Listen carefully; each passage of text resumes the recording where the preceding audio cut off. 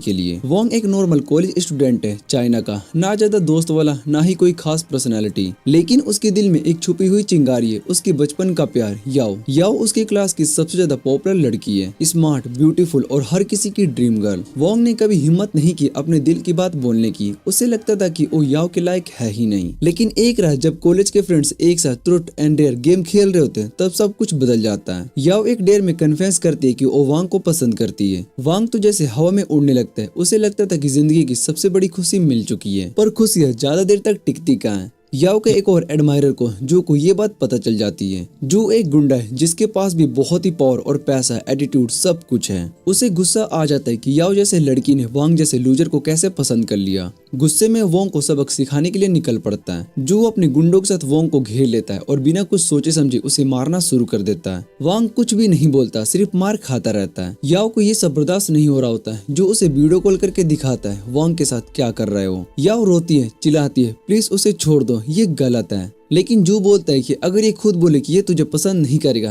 तभी मैं रुकूंगा। मार लगातार बढ़ती रहती है। वोंग की आंखों के सामने अंधेरा छाने लगता है, लेकिन उसका दिल, उसका प्यार कभी भी नहीं टूटता। आखिर में वो गुस्से से उठता है और एक गुंडे को जोर से हार्ट बट करता है और बिना सोचे समझे नदी में कूद जाता है। सब बहुत ही शॉक्ड हो जाते हैं। जो घबरा जाता है, मेरा तो सिर्फ दिखावा करना था, अगर ये मर गया तो मुझे तो पुलिस पकड़ के ले जाएगी, अब मैं क्या करूँ। वो अपने लोगों को भेजता है वोंग को ढूंढने के लिए, लेकिन वोंग तो शांत पानी में डूब रहा होता है। वो कुछ भी नहीं कह रहा होता है, बस यादें आती रहती है। उसका दिमाग उस दिन पर चला जाता है जब उसने पहली बार याओ को देखा होता है, स्कूल के पहले दिन। सब उसका मजाक उड़ा रहे थे, लेकिन सिर्फ याओ ही थी जिसने कि उसके साथ इंसान जैसा बर्ताव किया। उस पल उसे लगा था कि शायद से दुनिया में कोई है जो कि उसे समझ सकता है। तभी से उसके दिल में याओ के लिए जगह बन गई थी। अब उसे लगता है कि अब सब कुछ खत्म हो गया है, लेकिन तभी सब कुछ अजीब हो जाता है। उसकी नजर एक पानी के अंदर चमत्कार क्यूब पर पड़ती है। वांग उस क्यूब की तरफ हाथ बढ़ाता है। जैसे ही वो उस क्यूब को छूता है, क्यूब एकदम से उसके अंदर समा जाता है। अब सब कुछ गोल गोल घूमने लगता है। वांग को लगता है कि जैसे कोई उसे स्पेस के बीच खींच रहा हो, वक्त और जगह से परे लेकर जा रहा हो। आंखें खुलती है तो वो एक अजीब से ट्रांसपेरेंट रूम में होता है, जहाँ से दूर दूर तक सिर्फ तारे ही दिखाई दे रहे होते हैं। वो घबरा जाता है, समझ नहीं पाता है कि उसके साथ क्या हो रहा है। तभी उसके अंदर से एक आवाज आती है, स्वागत है मास्टर। वो आवाज बताती है कि ये क्यूब एक एशियंट पावर है जो सिर्फ किसी खास व्यक्ति के अंदर ही एक्टिवेट होती है, और वो व्यक्ति बन चुका है। इससे पहले कि वो और कुछ समझ पाए, वो एक पल में दोबारा से टेलीपोर्ट हो जाता है, इस बार सीधा नदी के ऊपर आसमान में। वो चिल्लाता है मैं गिर जाऊंगा, लेकिन उसे गिरने नहीं दिया जाता। नीचे देखता है जू और उसके घोड़े उसे ढूंढ रहे होते हैं। फिर एक और ब्लिंक और वो सीधा अपने क्लासरूम में आता है। क्यूब की आवाज फिर से आती है, तुम अभी तक अपनी पावर कंट्रोल नहीं कर पा रहे हो, इसलिए तुम रैंडम जगहों पर टेलीपोर्ट हो जा रहे हो। वोंग अभी तक कंफ्यूज था, लेकिन एक बात तो पक्की है, अब वो वही कमजोर लड़का नहीं रहा। वोंग का दिमाग घूम रहा था। तभी क्यूब ने उसे वॉर्न किया कि कोई उसके रूम के पास आ रहा है। ये सुनते ही वोंग तुरंत वहाँ से गायब हो गया और सीधा अपने फ्लैट में टेलीपोर्ट कर गया, बिना किसी को दिखाए। थोड़ा शांत होने के बाद उसने एक रिलैक्सिंग शावर लिया, पर जैसे ही निकलता है याओ का फोन आता है। उसकी आवाज में घबराहट थी। जब से उसने वोंग को नदी में गिरते हुए देखा था, वो काफी से डिस्टर्ब हो गई थी। वोंग ने उसे समझाया कि वो तैर कर दूसरी तरफ चला गया था, सिर्फ जॉन को कंफ्यूज करने के लिए। याओ ने कहा कि उसे पुलिस को कॉल करना चाहिए, और वोंग ने कहा कि अब वो थोड़ा ठीक फील कर रहा है, और बिना ज्यादा कुछ कहे कॉल को कट कर देता है। उसने याओ को सिर्फ इतना ही कहा, थोड़ा रेस्ट कर लो। उसके बाद वोंग बेड पर जाकर छिप गया, सोचने लगा कि याओ उसकी कभी उस बात पर यकीन नहीं करेगी जो कुछ उसके साथ आज हुआ। पर वैसे भी वो नहीं चाहता था कि याओ किसी भी तरह से खतरनाक चीजों में फंसे, इसलिए उसने सब कुछ अपने तक रखने का फैसला किया। तभी क्यूब ने फिर से उसे बात करने लगा, क्योंकि अब वोंग शांत था। वो इधर उधर देखने लगा, कंफ्यूज था कि आवाज कहाँ से आ रही है, पर आवाज उसके अंदर से ही आ रही थी। और अचानक क्यूब ने उसे खुद अंदर से खींच लिया। वोंग एक बार फिर से उसी अजीब से स्पेस में घूम रहा था। क्यूब ने उसे बताया कि वो हैरी क्यूब का मास्टर है। ये क्यूब है अल्टीमेट यूनिवर्स सिस्टम, जो कि उसे एक अल्टीमेट वॉरियर बना सकता है। वोंग कुछ भी नहीं समझ पा रहा था, पर उसे ये काफी इंटरेस्टिंग लग रहा था। उसने रूम के दरवाजों को ऑब्जर्व किया और क्यूब से पूछा, तुमने मेरी मदद क्यों की? उस मोमेंट पर वो हवा में उड़ने लगा। क्यूब ने जवाब दिया, मैं तुम्हारी सिर्फ इच्छा पूरी कर रहा हूँ, तुम तो दुनिया के किंग बनना चाहते हो ना। एक पल के लिए वो क्लाउड्स के ऊपर था और अगले सेकंड अपने रूफटॉप के ऊपर होवर कर रहा था। डर के मारे उसके तो होश ही उड़ गए थे, लगा था कि अब गिरा, लेकिन क्यूब ने उसे सेफली नीचे लैंड करवा दिया। फिर क्यूब ने उसे बताया कि टेलीपोर्ट करने में ज्यादा एनर्जी यूज हो गई है, इसीलिए अब 1 मिनट का कूल डाउन लगेगा। वोंग ने पूछा, मैं कैसे सीखूं कि एग्जैक्टली किस जगह पर टेलीपोर्ट करना है? तब क्यूब ने उसके उसकी दूसरी स्पेशल एबिलिटी के बारे में बताया, एक सुपर सेंस जो कि नॉर्मल सेंस से काफी ज्यादा पावरफुल होती है। वोंग ने जैसे ही इस एबिलिटी को एक्टिवेट किया, उसके दिमाग में हर चीज का एहसास होने लगा। ये सब उसके लिए बहुत ज्यादा हो गया। सिर्फ कुछ सेकंड्स में ही उसकी सारी एनर्जी ड्रेन हो गई और वो वापस नॉर्मल स्टेट में आ गया। फिर से वो स्पेस वाले रूम में था। क्यूब ने कहा, नूब होने के बावजूद भी तुम बहुत ही अच्छा कर रहे हो। वोंग ने मुस्कुराया था कि अचानक से उसके सीने में तेज दर्द होने लगा और वो हिचकिचाते हुए बेहोश हो गया। अगली सुबह जब उसकी आंख खुली तो वो अपने रूम में था और क्यूब उसके पास पड़ा था। वोंग घबरा गया और बोला, तुम बाहर कैसे आ गए? क्यूब ने कामली जवाब दिया, इमरजेंसी थी, तुम्हारी एनर्जी बचानी थी, मैं जरूरत पड़ने पर अपने आप बाहर आ सकता हूँ। वोंग को ये सब काफी कूल लगा। उसने सोचा, चलो थोड़ा और जानते हैं इस क्यूब के बारे में जिसने मुझे इतनी शक्ति दी है। इंटरनेट पर सर्च करने लगा पर कुछ भी नहीं मिला, ना हीरोइक क्यूब के बारे में और ना ही अल्टीमेट यूनिवर्स सिस्टम का कोई जानकारी। क्यूब भी उसके सवालों का जवाब नहीं दे पा रहा था। वांग थोड़ा फ्रस्ट्रेटेड हुआ, पर तभी उसके फोन पर याओ का मैसेज आया, लंच के लिए इनवाइट किए। उसका चेहरा खिल उठा, पर फिर उसने जॉन और उसके गुंडों को याद किया। वांग ने मन ही मन में कसम खाई थी कि उन दोनों को फिर से अपने और याओ के पीछे नहीं पड़ने देगा। उसने क्यूब से पूछा कि वो और ज्यादा स्ट्रॉन्ग कैसे बन सकता है ताकि इतनी जल्दी बेहोश ना हो जाए। क्यूब ने बताया कि वो अपनी पावर लेवल मिलनस जेम से एनर्जी से एब्जॉर्ब करके अपग्रेड कर सकता है, जिससे कि सिस्टम के नए फीचर्स अनलॉक हो जाएंगे। वोंग एक्साइटेड हो गया, पर फिर उसे याद आया कि उसके पास ज्यादा पैसे नहीं है। उसने क्यूब से पूछा, क्या मैं सड़क के किनारे पड़े हुए स्टोन्स को भी यूज कर सकता हूँ, क्योंकि वो भी तो मिनरल्स होते हैं। क्यूब ने समझाया कि हर स्टोन थोड़ी सी एनर्जी देगा, पर अगर वो जल्दी ग्रो करना चाहता है तो उसे स्पेशल जेम्स चाहिए होंगे। क्यूब ने उसका अपार्टमेंट स्कैन करना शुरू किया और उसने एक क्रिस्टल शोकेस में और उसकी माँ की साइनेटिक डायमंड रिंग के बारे में बताया, पर वोंग ने तुरंत मना कर दिया क्योंकि उसके माँ बाप उन चीजों को बहुत ही कीमत देते हैं। क्यूब ने फिर कहा कि स्टोन में से कोई एनर्जी नहीं, पर नीचे गार्डन में एक और जेम स्टोन मिला जो कि उसकी मदद कर सकता है। वोंग तुरंत तैयार हो गया जेम स्टोन ढूंढने के लिए और टेलीपोर्ट करके गार्डन में आ गया। फिर से क्यूब से पूछा, तुम मेरी मदद क्यों कर रहे हो? क्यूब ने कहा, मैं तुम्हारी इच्छा पूरी करूंगा दुनिया का किंग बनने के लिए। वोंग ने सीधा जवाब दिया, मेरी कोई इच्छा नहीं है, मैं सिर्फ याओ को सुरक्षित रखना चाहता हूँ। क्यूब ने कहा, दुनिया तुम जितनी सिंपल नहीं है, अगर तुम लड़की को बचाना चाहते हो तो तुम्हें अनबीटेबल बनना पड़ेगा। पर वोंग ने बोला, बस अब बकवास बंद करो और मुझे जेम स्टोन का लोकेशन बताओ। क्यूब ने कहा, अपनी सुपर सेंस का इस्तेमाल करो। वोंग ने अपनी नई एबिलिटी से आसपास का एहसास करना शुरू किया और एक पेड़ के आसपास जेम लोकेट कर लिया। वो तुरंत वहाँ पर गया और जेम स्टोन को खोद कर निकाल लिया। क्यूब ने कहा कि अब स्पेस रूम वापस जाओ, वहीं पर मेरा असली रूप है और वहाँ इस जेम को फीड करो। वोंग तुरंत टेलीपोर्ट करके स्पेस रूम में आ गया, जेम स्टोन को वॉल में इंसर्ट किया। अचानक रूम की दीवारों में से एनर्जी निकलने लगी। वोंग के अंदर एनर्जी तेजी से बढ़ने लगी। क्यूब ने बताया, क्योंकि जेम लो लेवल का था, उसकी स्ट्रेंथ 2 पॉइंट्स और इंडोरेंस 1 पॉइंट से बढ़ गई है। क्यूब ने बताया कि अगर Wong better gem stone use करेगा तो वो कल से और भी ज्यादा स्ट्रॉन्ग हो सकता है। वोंग थक कर उठा कल की एक्साइटमेंट के बाद। फिर उसे याद आया कि वो क्लास के लिए लेट हो गया। अब वो भाग कर निकल पड़ा। क्लास में जाकर देखा याओ उससे गुस्सा है क्योंकि उसने उसका कॉल बीच में ही कट कर दिया था। उसके दोस्त मजाक में ही कहते हैं कि चलो अब रूम ले लो, पर तभी जॉन और उसके गुंस वहाँ पर आ जाते हैं। याओ डर गई, पर वोंग ने उसे वादा किया कि अब सब कुछ वो संभालेगा, और उसका हैंडल करने का ये मतलब था कि वो अपनी किताबों के पीछे छुप गया, उम्मीद करता हुआ कि जॉन उसे ना ढूंढ पाए। फिर भी उसने क्यूब से पूछा कि अगर सिचुएशन बिगड़ गई तो वो क्या लड़ सकता है। क्यूब ने यकीन दिलाया कि जॉन और उसके गुंस की पावर लेवल सिर्फ 5 है, जबकि वोंग की लेवल 22 है। तब जॉन वोंग को ढूंढने लगा, पर याओ अचानक से खड़ी हुई और बोला, छोड़ो हमें। जॉन एक्टिंग करता है कि वो बुरा नहीं है और कहता है याओ को कि वो वोंग के लिए नहीं बोलती क्योंकि वोंग एक लूजर है, अपने लिए एक औरा चाहिए उसे जो कि उसका शील्ड बन सके। याओ गुस्से में कहती है कि मेरे आदमी का नाम अपनी जुबान से दूर रख। तब वोंग खड़ा होता है, कहता है कि जॉन सही था, अब उसे खुद के लिए खड़ा होना चाहिए। वो जॉन को भागने के लिए कहता है, पर जॉन उसका कॉलर पकड़ लेता है लड़ने के लिए। वोंग आसानी से उसे हरा देता है और कहता है कि अगर वो पीछे हट जाए तो उसे कुछ भी नहीं होगा। जॉन वोंग की ताकत को देखकर बहुत ही हैरान हो जाता है। तभी प्रोफेसर क्लास में आकर सभी को अपनी सीट पर जाने के लिए कहता है। जॉन कहता है कि वो शाम को बास्केटबॉल कोर्ट में आकर मिलेंगे अगर वोंग नहीं चाहते कि याओ इस लड़ाई में फंसे।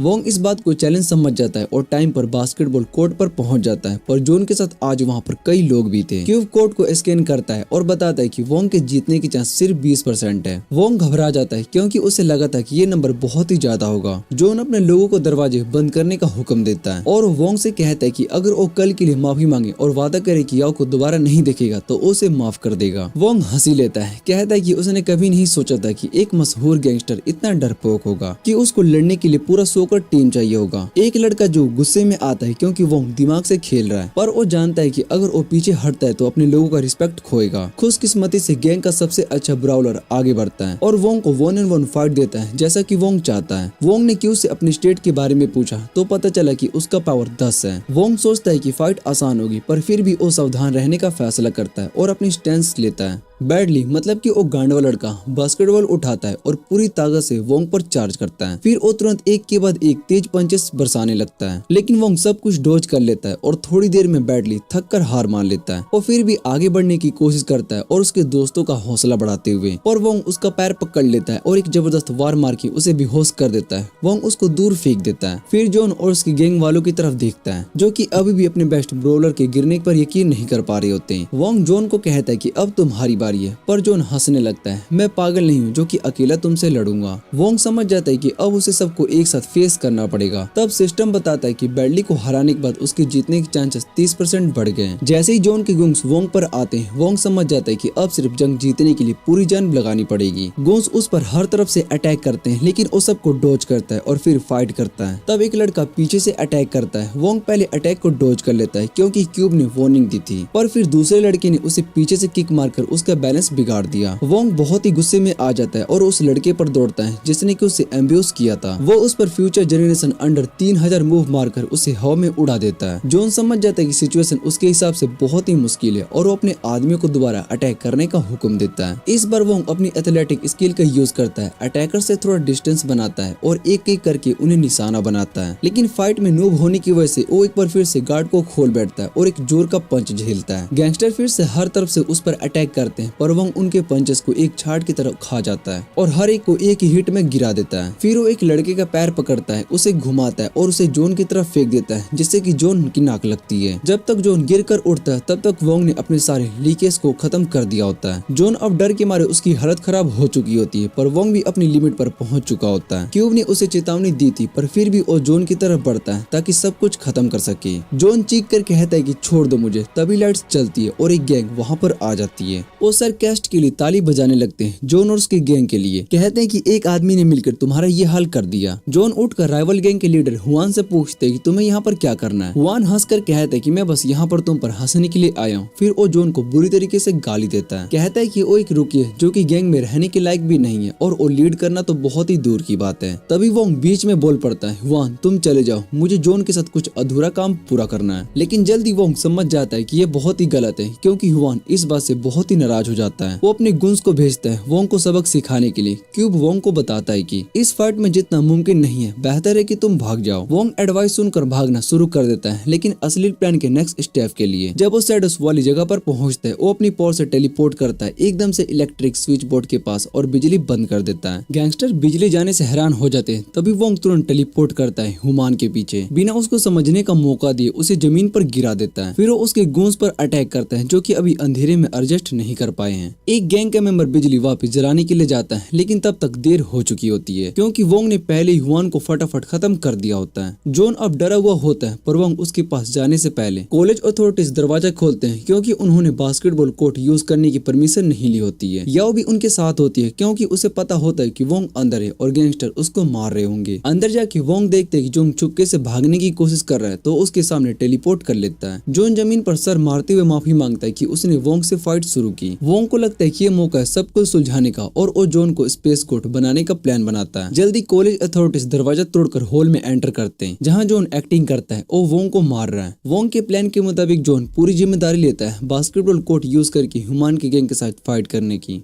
और कहते हैं कि वोंग सिर्फ एक इनोसेंट बाय स्टैंडर था जो कि इस फाइट में बस फंस गया था। कॉलेज अथॉरिटीज जॉन को सजा देते हैं और जॉन वोंग से वादा करता है कि वो उसको और कभी याओ को परेशान नहीं करेगा। इसके लिए वोंग अपनी पावर की लिमिट समझता है और डिसाइड करता है कि और स्ट्रॉन्ग बनेगा ज्यादा जेम्स ऑब्जर्व करके। पर जेम्स मिलना उतना आसान नहीं होता है जितना कि उसने सोचा होता है। अंत में वो अपने घर के पास एक पहाड़ों के ट्रिप में जाता है, उम्मीद करता है कि वहाँ पर कुछ मिलेगा, लेकिन जेम्स या तो बड़ी ब्लाउडर्स के अंदर झील के बीच में होते हैं या फिर 15 मीटर जमीन के नीचे। जल्दी कुछ भी नहीं नहीं मिलता है तो वो थक कर हार मान लेता है। तब क्यूब उसे बताते कि नीचे जमीन के अंदर खोखला एरिया है जहाँ पर एक स्ट्रॉन्ग जेम छुपा हुआ है। वोंग अपनी सेंसिंग पावर से जेम को महसूस करता है और उसके पास टेलीपोर्ट करने की कोशिश करता है, पर वो दूर होने की वजह से काम नहीं करता।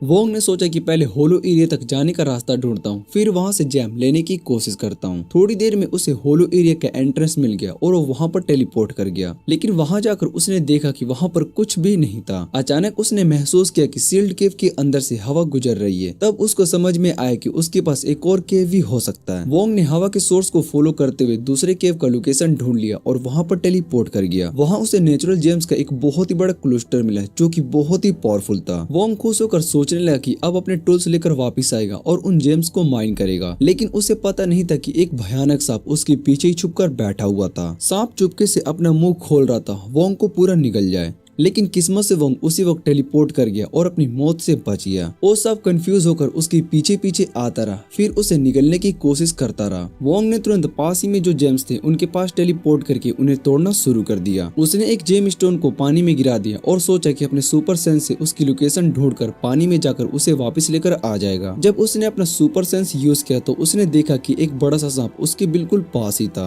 वोंग डर के मारे पीछे हटने लगा, पर सांप उसके पास आता रहा। अचानक वोंग गिर गया और सांप उस पर अटैक करने लगा, लेकिन उसका सेफ्टी रोप उसकी मदद कर गया और उसने सांप के अटैक को डॉज कर लिया। फिर सांप पानी में गिर गया। वोंग को थोड़ी राहत मिली, लेकिन तभी उसका सेफ्टी रोप टूट गया और वो भी पानी में गिर गया। सांप ने फिर से उससे लड़ने की कोशिश की। वांग अपनी सोबल से लड़ने लगा, लेकिन सांप के दबाव से वो फंस गया। वांग टेलीपोर्ट करने की कोशिश करता है, लेकिन उसका क्यूब उसे बताता है कि अब वो सांप को अपने साथ लेकर जाएगा, चाहे कहीं पर भी टेलीपोर्ट करे, और वो अपनी करंट पावर से उसे स्पेस में भी लेकर नहीं जा सकता। फिर वोंग अपनी सोबल से सांप पर जोर से अटैक करता है, उसे सीरियसली चोट पहुंचाता है, खुद को फ्रीज करता है और जल्दी से स्पेस में टेलीपोर्ट कर लेता है। वहाँ वो क्यूब से कहता है कि अभी मेरे पास जितने भी जेम स्टोन है उन्हें अब्सॉर्ब कर लो, लेकिन वो क्यूब उसे बताता है कि अब वो जेम स्टोन को सिंथेसाइज भी कर सकता है। जैसे मोबाइल गेम में 3 कम रैंक के जेम स्टोन को मिलाकर एक हाई रैंक जेम स्टोन बनता है, वैसे यहाँ पर भी है। ये जेम स्टोन ज्यादा स्टार देता है और कुछ एक्स्ट्रा एबिलिटीज भी दे देता है। वोंग तुरंत क्यूब को सभी जेम स्टोन सिंथेसाइज करने को कहता है, लेकिन वो सुन के थोड़ा शौक और निराश हो जाता है, क्योंकि ये प्रोसेस 5 दिन से भी ज्यादा का समय लेगा। क्यूब उसे कमांड करता है कि वो न्यू जेम स्टोन को मिलाकर एक बड़ा जेम स्टोन बनाए और बाकी को 2 को सीधा यूज करे। वोंग सोचता है कि इससे वो इतना स्ट्रॉन्ग हो जाएगा कि सांप से लड़कर जीत सकता है। वोंग ने ये डील को मान ली। उसने 2 जेम स्टोन को एब्सॉर्ब कर लिया और उसके स्टेट्स भी बहुत ही ज्यादा बढ़ गए। वो अपनी नई ताकत के साथ फिर से केव में टेलीपोर्ट कर गया, रेडी था सांप से लड़ने के लिए। अपनी तेज स्पीड की वजह से वांग ने कुछ ही वारों में उस सांप को मार गिराया। ये देखकर वो थोड़ा डिसअपॉइंटेड हुआ, क्योंकि उसने सोचा था कि ये थोड़ा ज्यादा मुश्किल होगी, लेकिन उसने जल्दी इस बात को भूलकर अपनी गिराई हुई जेम स्टोन को ढूंढने लगा, जो कि रिवर में गिर गई थी। कुछ देर में उसे वो जेम स्टोन मिल गया। वो देखा कि वो बाकी जेम स्टोन की तरह ही लेवल की थी, लेकिन बहुत ज्यादा खूबसूरत लग रही थी। वांग ने सोचा कि इस जेम स्टोन को किसी और के खास काम के लिए यूज करना चाहिए। वहाँ जॉन और हुआन अपनी हार के बाद साथ में पीने बैठे हुए होते हैं।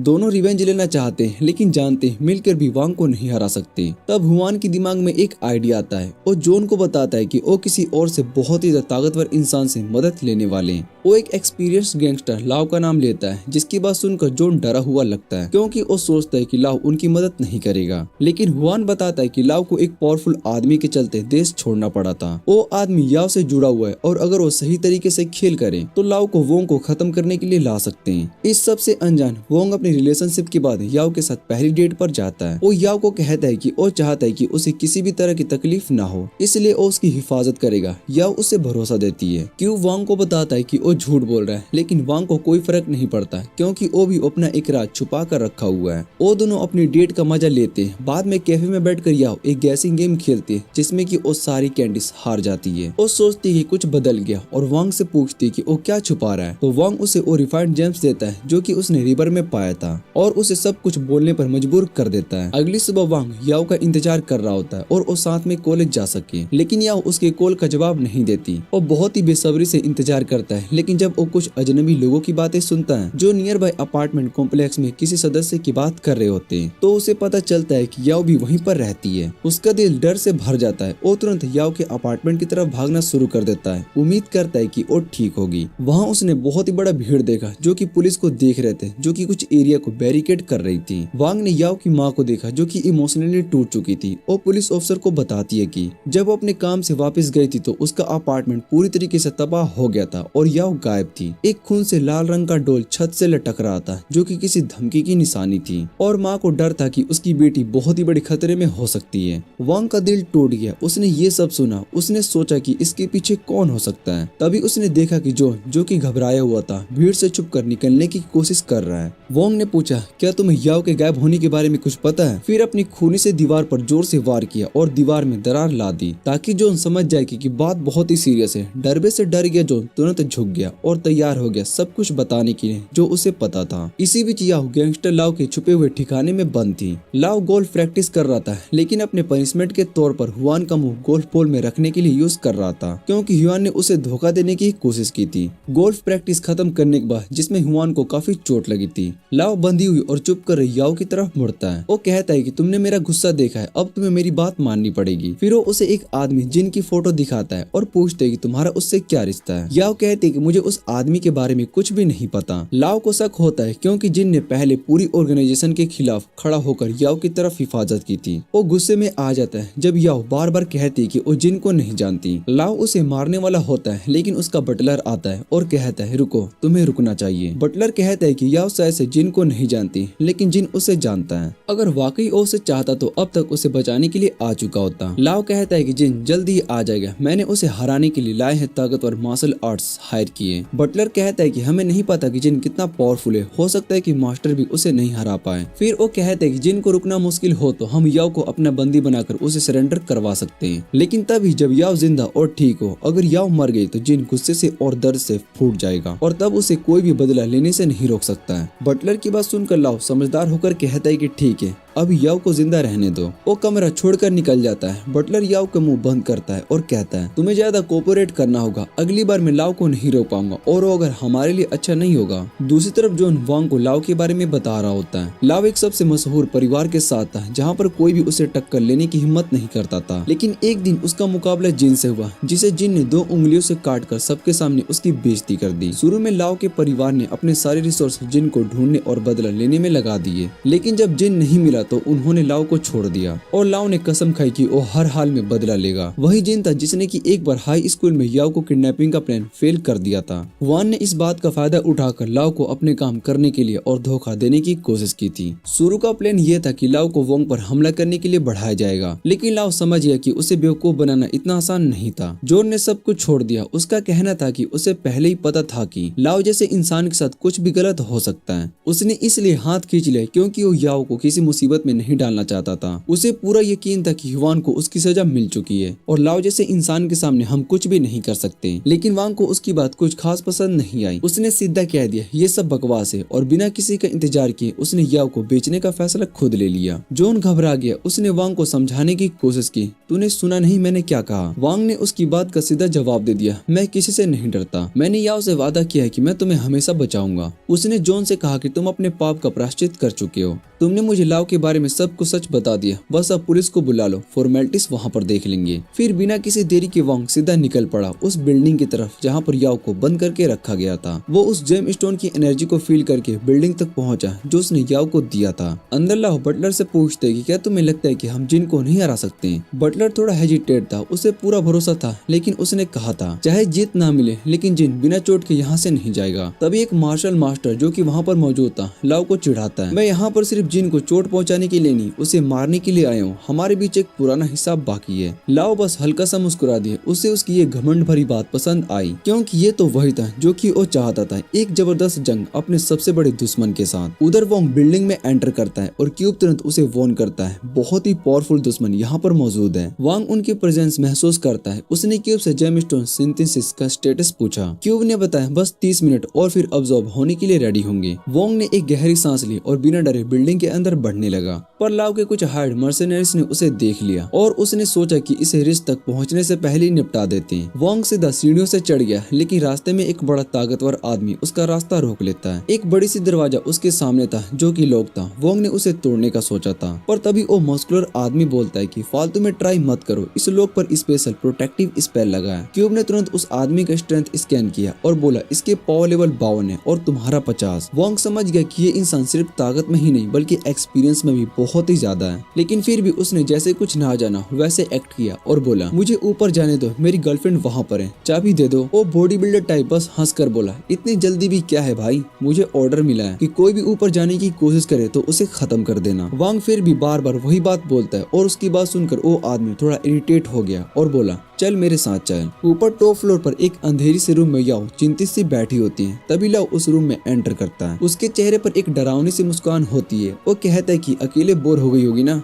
तेरे लिए एक खास टीवी शो अरेंज किया है। उसने टीवी को ऑन किया और स्क्रीन पर जो देखा उसे देखकर याओ का चेहरा सफेद पड़ गया। टीवी में लाइव दिख रहा था कि वोंग नीचे जिन ब्रो के सामने खड़ा था। याओ की आंखों के सामने उसके बॉयफ्रेंड की जान खतरे में थी। जिन ब्रो वोंग से कहता है कि अब जगह भी काफी है, चलो दिखाओ अपना असली दम। उसने एक धीमा सा पंच वांग की तरफ फेंका, लेकिन वांग ने सीधा कूद गया और उसके मुंह पर एक जोर की किक मार दी। वांग सोचता है कि अभी टेलीपोर्टेशन का यूज नहीं करेगा, उसके बाद के लिए बचा कर रखना चाहिए। वो जिन के अटैक्स को ब्लॉक करता जा रहा था और बीच बीच में अपना स्पॉट भी मारने की कोशिश करता है, पर तभी जिन उसके हाथ को पकड़कर उसे जमीन पर फेंक देता है। वांग मुश्किल से बचता है जब जिन उसके पैर पर वार करने के लिए जाता है, लेकिन उसके बाद वो फिर से ब्रूटल अटैक की रेंज कर देता है। जिन उसकी तारीफ करता है, मजबूत है तू इमेच्योर होने के बावजूद भी। फिर उसके पेट में एक सॉलिड पंच मारते हुए बोलता है कि लेकिन तुम अंडरग्राउंड अरीना के सीजन फाइटर से भी नहीं जीत सकता। वांग समझ जाता है कि अगर जीतना है तो सिर्फ ताकत से नहीं बल्कि दिमाग से भी काम लेना होगा। तुरंत उसके दिमाग में एक प्लान आता है। जैसे ही जिन फिर से उसकी तरफ दौड़ता है, वांग उसके पंचेस को ब्लॉक करता है और उसके मोमेंटम का फायदा उठाकर एक तगड़ी सी किक उसके मुंह पर जोड़ देता है। वांग उसे चिढ़ाता है और गुस्से में जिन कंक्रीट तोड़ डालता है अपने हैवी पंचेस से।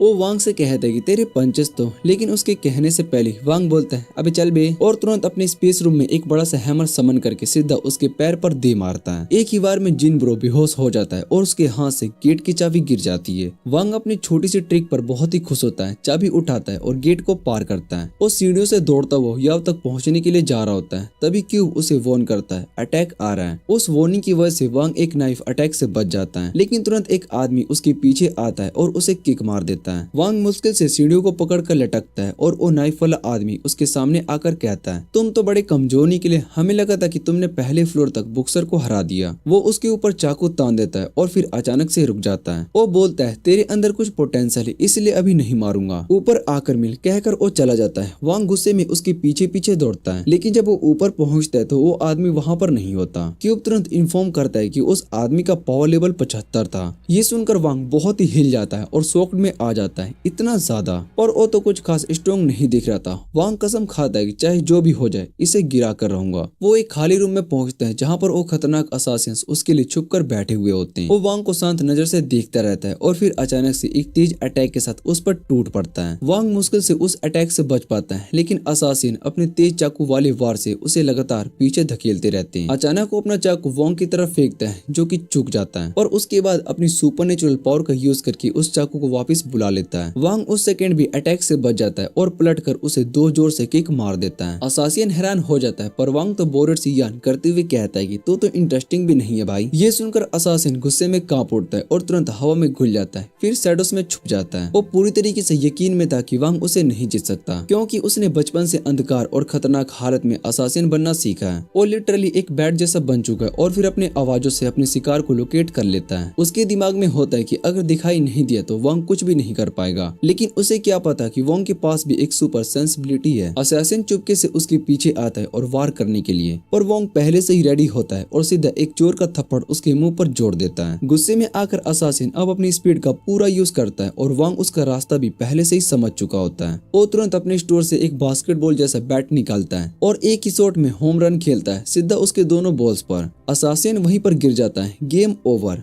वांग पहले फ्लोर पर पहुंचता है जहां एक बूढ़ा आदमी उसका इंतजार कर रहा होता है। वो बूढ़ा एक नॉन स्किपेबल कट सीन शुरू करता है। वांग की तारीफ करते हुए कहता है वाह इतना दूर आ गया, लेकिन वांग उसकी बात पूरी होने से पहले ही अपना बैट उसके सर पर जड़ देता है, पर ओल्ड मैन उस बैट को ब्लॉक कर लेता है और तुरंत वांग को खींचकर एक झटके में जमीन पर पटक देता है। वो देखता है कि वांग अभी भी होश में, तो वो डिसाइड करता है कि असली गेम शुरू करेंगे। तभी क्यूब कहता है कि 1 मिनट बाकी है जेम सिंथेसाइज के लिए। वांग कॉन्फिडेंट होता है बस 1 मिनट रोक लूंगा, पर ओल्ड मैन तुरंत उसे चौके होल्ड में ले लेता है और वांग तुरंत अपने स्टोरेज से एक छुरा निकालता है, पर बुढ़ा उसे पकड़ लेता है। तभी वांग छुरी को टेलीपोर्ट करके दूसरे हाथ में ले जाता है और बुढ़े आदमी को चोट पहुंचाता है, चौके होल्ड से निकल जाता है। वो एक जोर का पंच मारने की कोशिश करता है, लेकिन चोट तो सिर्फ उसके हाथ को ही लगती है। ओल्ड मैन अपने मसल को फ्लेक्स करते हुए दिखाता है, तेरे पास ताकत नहीं है मुझसे लड़ने की। फिर वो एक पंच में जमीन में छेद कर देता है और एक के बाद एक अटैक से वोंग को पीटना शुरू कर देता है। वोंग बार बार गिरता है और बार बार उड़ता है, पर उसका हर अटैक बेकार हो जाता है। वो चिल्लाकर कहता है कि चाहे जो भी हो जाए मैं याओ को बचाऊंगा, पर बूढ़ा उसका हाथ तोड़ देता है और कहता है कितना भोला है रे तू।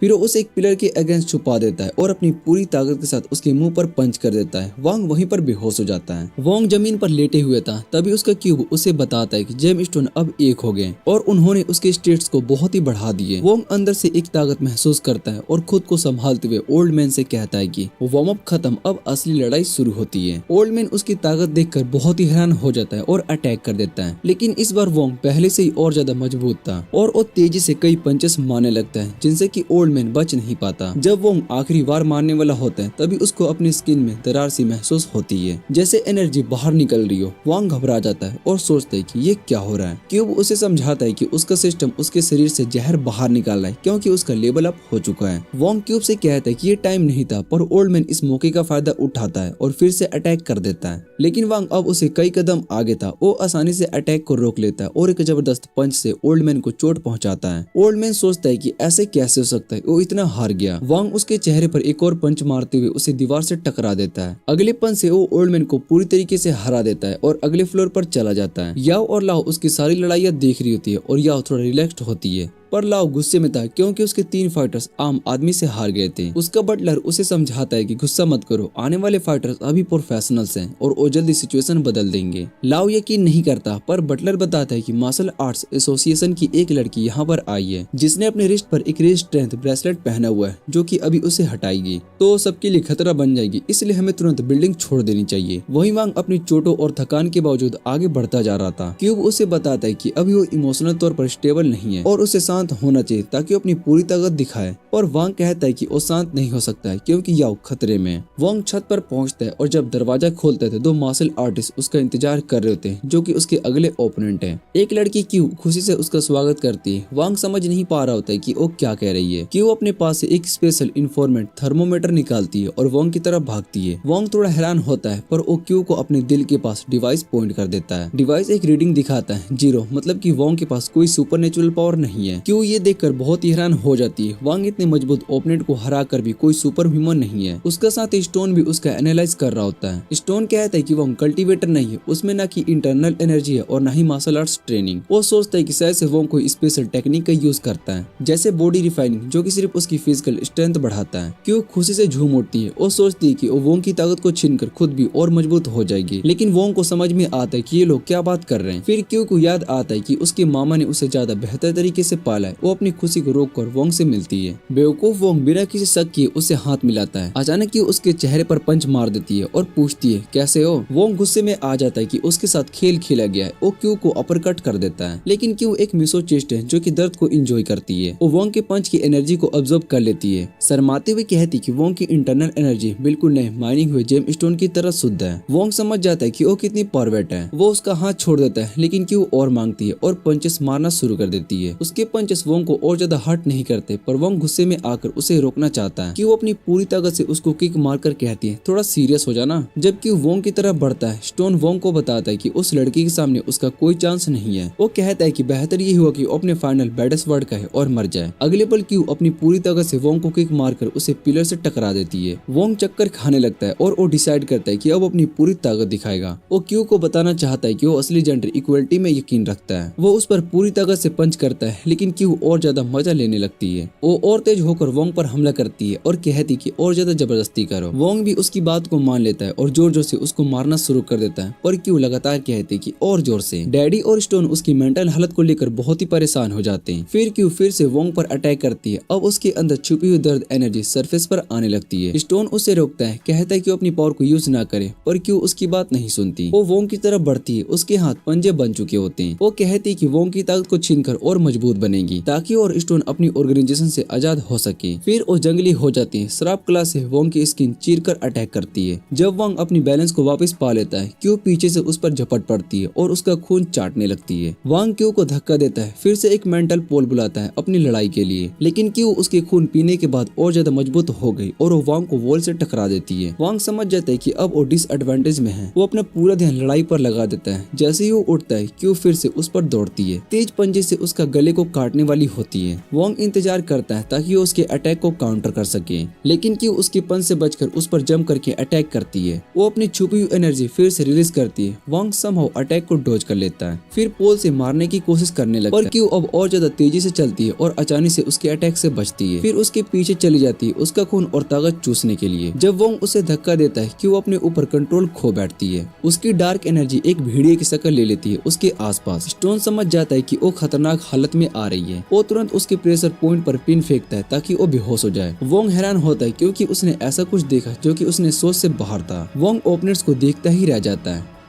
स्टोन क्यू के दूसरे प्रेशर पॉइंट को पिन करता है ताकि उसकी ज्यादा एनर्जी उसके जिस्म को नुकसान ना पहुंचाए। वांग सोचता है कि अगर उसे क्यू और स्टोन दोनों से लड़ना पड़े तो वो हार जाएगा, इसलिए वो इस मौके का फायदा उठाकर भागने का प्लान बनाता है। लेकिन स्टोन उसे छुपते हुए देख लेता है और हवा की एक ताकतवर ब्लास्ट वांग की तरफ भेजता है जो कि उसे पीछे धकेल देती है। वांग हैरान होता है क्योंकि उसने नहीं देखा कि उस पर क्या अटैक हुआ। स्टोन भी अच्छा मानसिक स्थिति में नहीं होता है क्योंकि क्यू अभी लेवल अप हुई है और उसे तुरंत मेडिकल मदद चाहिए होगी। वो सोचता है कि लड़ाई जल्दी खत्म होगी और वोंग पर हवा का तीर मतलब कि विंड ब्लेड फेंकता है, लेकिन क्यूब उस अटैक की डायरेक्शन बता देता है। वोंग आसानी से उस अटैक को डॉज कर लेता है। स्टोन बहुत ही हैरान होता है कि वोंग ने इनविजिबल अटैक को डॉज किया। अब वो अपनी लड़ाई पर और ज्यादा ध्यान देता है। तभी केकी दर्द से हारने लगती है। स्टोन तुरंत लड़ाई छोड़कर अपनी पत्थर को संभालने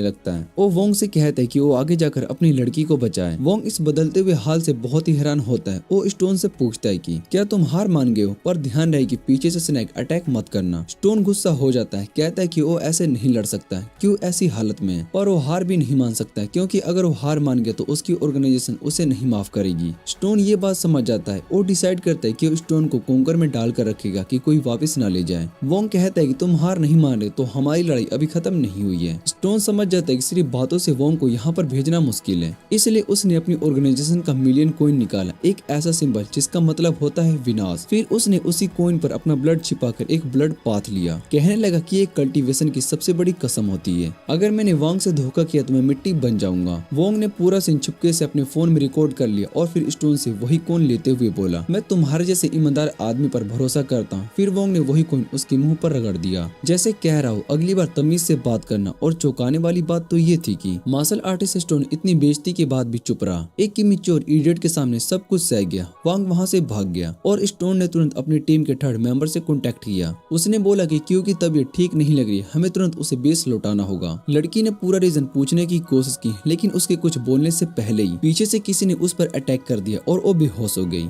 इसी बीच लाओ का आखिरी असासिन चेन भी बैटलफील्ड में आने का फैसला करता है। जब लाओ को पता चलता है कि उसके बाकी सभी असासियंस हार चुके हैं तो उसकी फट जाती है। बटलर से कंफर्मेशन लेता है और बटलर बोलता है कि सब हार चुके हैं, हमें बिल्डिंग से निकल जाना चाहिए। लाओ का दिमाग घूम जाता है, उसे लगता है कि सबको जिन ने हरा दिया, लेकिन मुसीन को अब जिन में कोई इंटरेस्ट नहीं रहा। उसके लिए तो वोंग ज्यादा इंटरेस्टिंग ओपोनेंट बन चुका था। लाओ गुस्से में पूछते है कि वोंग ने ऐसा क्या किया। तब बटलर बताता है कि स्टोन ने वोंग से ट्रियोस कर लिया। ये सुनकर लाओ और भी ज्यादा पागल हो जाता है। मुसीन को बोलता है कि मैं तुम्हारा पेमेंट ट्रिपल कर दूंगा, सिर्फ वोंग को मार दो। लेकिन मुसीन को पैसों से खरीदना इतना आसान नहीं था। उसका पपेट तुरंत लाओ पर एक फ्लाइंग स्लैश भेजता है। किस्मत से बटलर बीच में आ जाता है और उसे बचा लेता है। फिर गुस्से में लाओ से कहता है कि अब सब कुछ हमारे हाथ से निकल चुका है। दूसरी तरफ वोंग अब भी याओ को ढूंढ रहा होता है। बिल्डिंग के एक और फ्लोर में घुसकर दरवाजों को तोड़कर आगे बढ़ रहा होता है। उसे याद आता है कि क्यूब ने बिल्डिंग में टोटल 7 एनिमीज को डिटेक्ट किए थे तो सिर्फ अब 2 ही बचे होंगे, लेकिन अंदर से वो पैरानॉइड हो चुका होता है। इतनी छोटी सी की आवाज भी उसे डरा देती है। क्यूब बताता है कि एक एनिमी अचानक गायब हो गया और अब सिर्फ एक बचा है। तभी वोंग को महसूस होता है कि कोई उसे देख रहा है। वो तुरंत पीछे मुड़ता है और देखता है कि मुसीन और उसका पपेट सान ऊंचे जगह से उन्हें घूर रहे होते हैं। क्यूब तुरंत वार्निंग देता है कि इन दोनों का कंबाइंड कॉम्बैट लेवल 7 है। वोंग सुनकर हैरान हो जाता है क्योंकि मुसिन और उसका पपेट दोनों ही एक अजीब सी डार्क ऑरा से घिरे हुए लोग लग रहे होते हैं। क्यूब वोंग को वार्न करता है, कहता है कि पपेट के अंदर एक ऐसा एडवांस डिवाइस छुपा हुआ है, लेकिन उसके अलावा और कुछ खास नहीं है। तभी मुसिन वोंग से कहता है कि मुझे कमजोर समझकर अंडर एस्टिमेट मत करना, और फिर अपनी पावर रिलीज करता है। एक सिपनिंग किंग मारकर वोंग को हवा में उड़ा देता है। वोंग अभी तक समझ नहीं पाया होता है कि यहाँ पर क्या हो रहा है। तभी मुसिन उसके पास आता है और अपनी स्पिरिचुअल एनर्जी से एक तालिस्मान बनाता है। वो कहता है कि तुम और मैं एक दूसरे से बिल्कुल अपोजिट हैं। तुम सिर्फ ब्रूट स्ट्रेंथ पर भरोसा करते हो और मेरे पास सिर्फ टेक्निक्स है। जब मुसिन अपने स्किल्स का घमंड कर रहा होता है, वांग के आसपास कुछ खाली बियर की बोतल्स मिलती हैं और बिना सोचे समझे वो उन्हें मुसिन पर फेंक देता है। मुसिन तालिस्मान से उन बोतल्स को काट देता है, लेकिन इसी गैप का फायदा उठाकर वांग उस पर रश कर देता है। लेकिन मुसिन उसके अटैक को डॉज कर लेता है और फिर से एक किक मारकर उसके पीछे गिरा देता है उसको। वांग लगातार अटैक करता रहता है, लेकिन मुसिन उसे काफी ज्यादा स्किल्ड निकलता है और इजीली उसे वापस से धकेल देता है। तभी वांग थोड़ा डस्ट उसकी आंखों में उड़ा देता है। मुसिन कुछ सेकंड्स के लिए अंधा हो जाता है और इसी मोमेंट का फायदा उठाकर वांग उस पर तेजी से अटैक करता है। मुसिन समहाउ बच जाता है, लेकिन उसकी शर्ट से एक छोटी सी चमत्कार बोतल नीचे गिर जाती है। वांग उसे संभलने का मौका भी नहीं देता। मुसिन बिल्डिंग के अंदर भागता है जैसे कि प्रोकर कर रहा हो, लेकिन वांग उसका पीछा नहीं छोड़ता। पंचेस, किक्स वांग लगातार करता रहता है और मुसिन की आई ड्रॉप्स वाली बोतल भी तोड़ देता है। लेकिन कुछ सेकंड्स के लिए मुसिन को मौका मिल जाता है और वो वापस से रायनथ पकड़ लेता है। फिर एक तालिस्मान वांग के सीने पर चिपकाकर उसे जोर से पंच करता है। अब मुसिन का टर्न था और वांग को दीवार तोड़कर फेंक देता है और अपना पपेट उसके नीचे भेज देता है। वांग एकदम से शॉक रह जाता है क्योंकि पपेट बिल्कुल भी फ्लैश की स्पीड में मूव करता है और स्पिरिट एनर्जी उस पर बारिश कर देता है। स्पिरिट ग्लैंटिंग गन की तरह अटैक करता है। वांग कुछ हिट्स खाता है, लेकिन फिर जल्दी से अपना बैलेंस बना लेता है और बुलेट्स को डॉज करके पैरी करता है। फिर वांग सीधा पपेट पर फुल स्पीड में डैश करता है और अपनी पूरी ताकत से उसे पंच करता है। लेकिन जब तक उसका ध्यान पपेट पर था, तब तक मुसिन उसके पीछे आ चुका था। मुसिन हवा में कूदता है एक फुल पावर सुपरमैन पंच के साथ वांग पर अटैक करता है, लेकिन वांग उसके लिए भी रेडी होता है। दोनों के पंचेस टकराते हैं और जब धूल छोड़ती है तो वांग के मुंह से 360 डिग्री एंगल में खून का फौरा निकलता है। मुसिन हंसा, उसे लगा कि उसने फाइट को जीत लिया, लेकिन तभी उसे महसूस होता है कि वांग उसके बालों को पकड़ चुका है। मुसिन घबरा जाता है, चीखने लगता है। मेरे बाल, जिन पर वो जोर से 2 बार घंटे आवाजें लगाता है, उन्हें बचाने की कोशिश करता है। वांग अब उस पर उल्टा फ्लर्ट करने लगता है जैसे कि कोई अल्टीमेट परवेट हो। तभी सैन उसे थप्पड़ मारने के लिए आता है, लेकिन थप्पड़ मारते ही उसके खुद के हाथ में चोट खा जाता है। वांग अपने हाथ पर थूकता है और मुसिन को एक जोर का थप्पड़ लगा देता है, लेकिन उसका ये कॉन्फिडेंस ज्यादा देर तक नहीं टिकता है क्योंकि उसे रियलाइज होता है कि मुसिन की स्ट्रेंथ सिर्फ एक नॉर्मल इंसान जितनी थी और उस फुल पावर पंचेस के बाद तो उसे सीधा किंगडम कम भेज देना चाहिए। लेकिन मुसिन अभी भी जिंदा था, हालांकि उसका चेहरा चोट से पहले ही फूला हुआ था और सिर के बीच में एक गंजा पच भी बन चुका था और तभी उसके आसपास का तालिस्मान टूट जाता है। वांग बहुत ही शोक में रह जाता है। मुसिन उससे कहता है कि मैं एक पंच से नहीं गिरने वाला हूँ और फिर मुसिन अपनी पूरी स्ट्रेंथ अनलेस करता है। उसके बाल सफेद हो जाते हैं और उसकी बॉडी से एक डार्क ऑरा निकलने लगती है। वांग अभी तक समझ में नहीं पाता है कि क्या हो रहा है। तब तक मुसिन उसकी ब्लेड स्पीड से अटैक कर देता है। वो वांग की बॉडी पर कुछ तालिस्मान चिपका देता है और उसे लगभग बिल्डिंग से बाहर फेंक देता है। उसके बाद अपने पपेट को उठाता है और फिर से स्प्लिट बुलेट की बारिश करना शुरू कर देता है। वांग किसी तरह से उन बुलेट्स को डॉज कर लेता है और पपेट को पकड़ लेता है, लेकिन मुसिन एक स्टिंग से उसे लपेट लेता है और बिल्डिंग के चारों तरफ घूमता है, एक दीवार में देख लेता है। वांग फिर से उठने की कोशिश करता है, लेकिन मुसिन एक तालिस्मान एक्टिवेट करता है जो कि उसके हाथ को इतना हैवी बना देता है कि उठ भी नहीं पाता और फिर एक स्पेशल तालिस्मान से उस पर बम गिरा देता है। मुसिन को लगता है कि इस बार फाइट खत्म हुई, लेकिन जैसे ही आग का धुआं छूटता है उसकी आंखें फट जाती। वांग ने उसका अटैक एक फ्रीकिंग फावड़े से रोक लिया था।